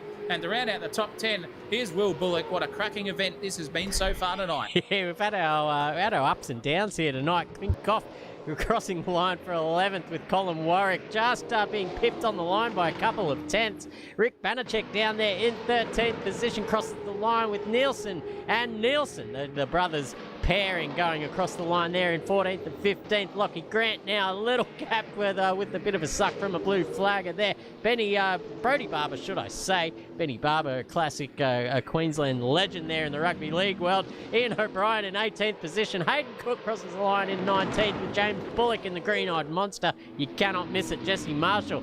Oh, geez, he's going to have some answers to the MBR team principal there tonight. Not happy in there, says Ron. He's had a shit night behind the wheel, but certainly capable of better. Hayden Wallace in 22nd. Pretty good showing from him tonight. Very good racecraft on display. Harrison Rayner in 23rd position with Stephen Warwick down there in 24th. Ryan Snooks in 25th, coming into the pits, giving the Whistler a bit of a hurry up as well. Steve Harrison in 27th with Taylor Simmons, we saw having a hard time out there tonight. Angus Dunn rounds out your top 29. We had a few casualties in that round, because I'm pretty sure we started with 35 cars on the grid. Only 29 finished, but that is probably proof in the pudding of how difficult it is around this circuit, and some of the carnage that we've seen as well. We saw some good racing and we saw some bad racing, Zach O'Reilly, but entertaining nonetheless for all the viewers, I'm sure. Oh, yeah, we had 45 of them looking on at the same time, and there's a queue into the pits here. They're all trying to do burnouts as they come into the pit limiter, and that has caused some concertina effect. Doesn't matter. The windscreen just thought, I'll go out the track and do some. Why but not? Nonetheless, it has been beautiful stuff from everyone on board. Carnage everywhere. Beautiful stuff in the chat. Everyone's been involved tonight. It's been great. We've got some burnouts happening on screen there from one of the debutants tonight. Cracking stuff from him. But nonetheless, it has been one of those events where you think that it's all going to be smooth sailing for you as a competitor, and it turns out to be a nightmare. And that is what sim racing brings. that is what we're all about here in the commentary box tonight. And with all of our guests, here tonight, it's been an absolute full house. Christopher Munro, Yeah, it has. Lindsay Muddle, Bill Cosmaricas, and the doyen of commentary, Ray Rabs Warren himself. I've got a concussion here, Christopher Munro, so it's going to be, yeah. Rabs is still knocking at the door and saying, I want to get back in, but he's not getting in. No, don't let him in. Don't let Buggery. him in. No, No. you've got the 11-day concussion protocol, so you'll be out next week. But Bill Cosmo, how was it seeing the man, the myth, the legend? SimSational studio was awesome. I had a blast. It was fantastic. We had the thrills and spills. We saw some different winners. We had Mr. Slater put him driver of the round for a new guy. He'd done very well. Congratulations to him and to everybody else who participated. I've had a blast. Oh, that's good to hear. It was dead set. It was a full house tonight, so passing the footy back and forth. It was tough going out there, but look at the smoke out there on actually, track. It was on the good stuff. on the next race, I'll have a new jumper for you as well. Oh, all right. What's he going to have? I reckon a Richmond Tigers Guernsey. Correct. Yes. I'll have to DHL it to you. It is straight in the bin. Thank you very much. I've got the Lions jersey on But tonight. that's it from me. I had a blast at SimSational TV in the studios. Excellent. I was highly entertained in the VIP area and look forward to next time. Yeah, thank you very I'll pass much. you on to Zach O'Reilly. Thank you very much, Bill. It was a pleasure Good night, having everyone. you in the box. Zach O'Reilly. Look at that on your screens, ladies and gentlemen. Get your screenshots ready. That is a beautiful view here of Oran Park in a view of yesteryear, should you say. Yeah, 2010, ladies and gentlemen, was the last year that this event was held in real life, so it is 15 years ago. There's more derelicts here coming this ground than the fans themselves. I'll tell you what, with the housing estate that is built here. Absolute, what do they call it? Cardinal sins getting rid of this one, but they did it in the name of money and complaints from noises as well. So they can all bugger off and vote for the Greens, if you ask me. But nonetheless, cracking event tonight. We love every single one of you. It's been a pleasure to have you here, Lindsay Muddle, tonight in the commentary box. Thank you for being with us for this one. Bill Cosmaric, a special guest, and he will be back for some more, I can guarantee. He's got the green light fever here now. Christopher Munro has always been himself and puts the M in magnificent, but I think it's time for us to say goodbye. Good night. Thank you to all of our super chatters. Heather as well, Gray Ward, Ron Marshall there. Also beautiful stuff from you lot. But and we'll Bill, be back for tomorrow. and Bill as well, yeah. the biggest one, because he has put through $50 for SimSational TV to start a pledge here to get us some sort of decent equipment. I'll tell you what, we're running on a little bit of the old Facebook Marketplace specials here, but professional stuff coming your way in the near future. But speaking of near future, tomorrow night, SimSational TV will be back for LMU, another Monday night sprint series hosted by myself and Lindsay Muddle in the commentary box as well. So stick around for that. But for tonight, as always, thank you very much for tuning in. Thank you to the races. Thanks to AK Racing. And for us here at SimSational TV, it's goodbye, good night. I've been Zach O'Reilly. Guess what? You're not. Hey. As always, keep it flat out.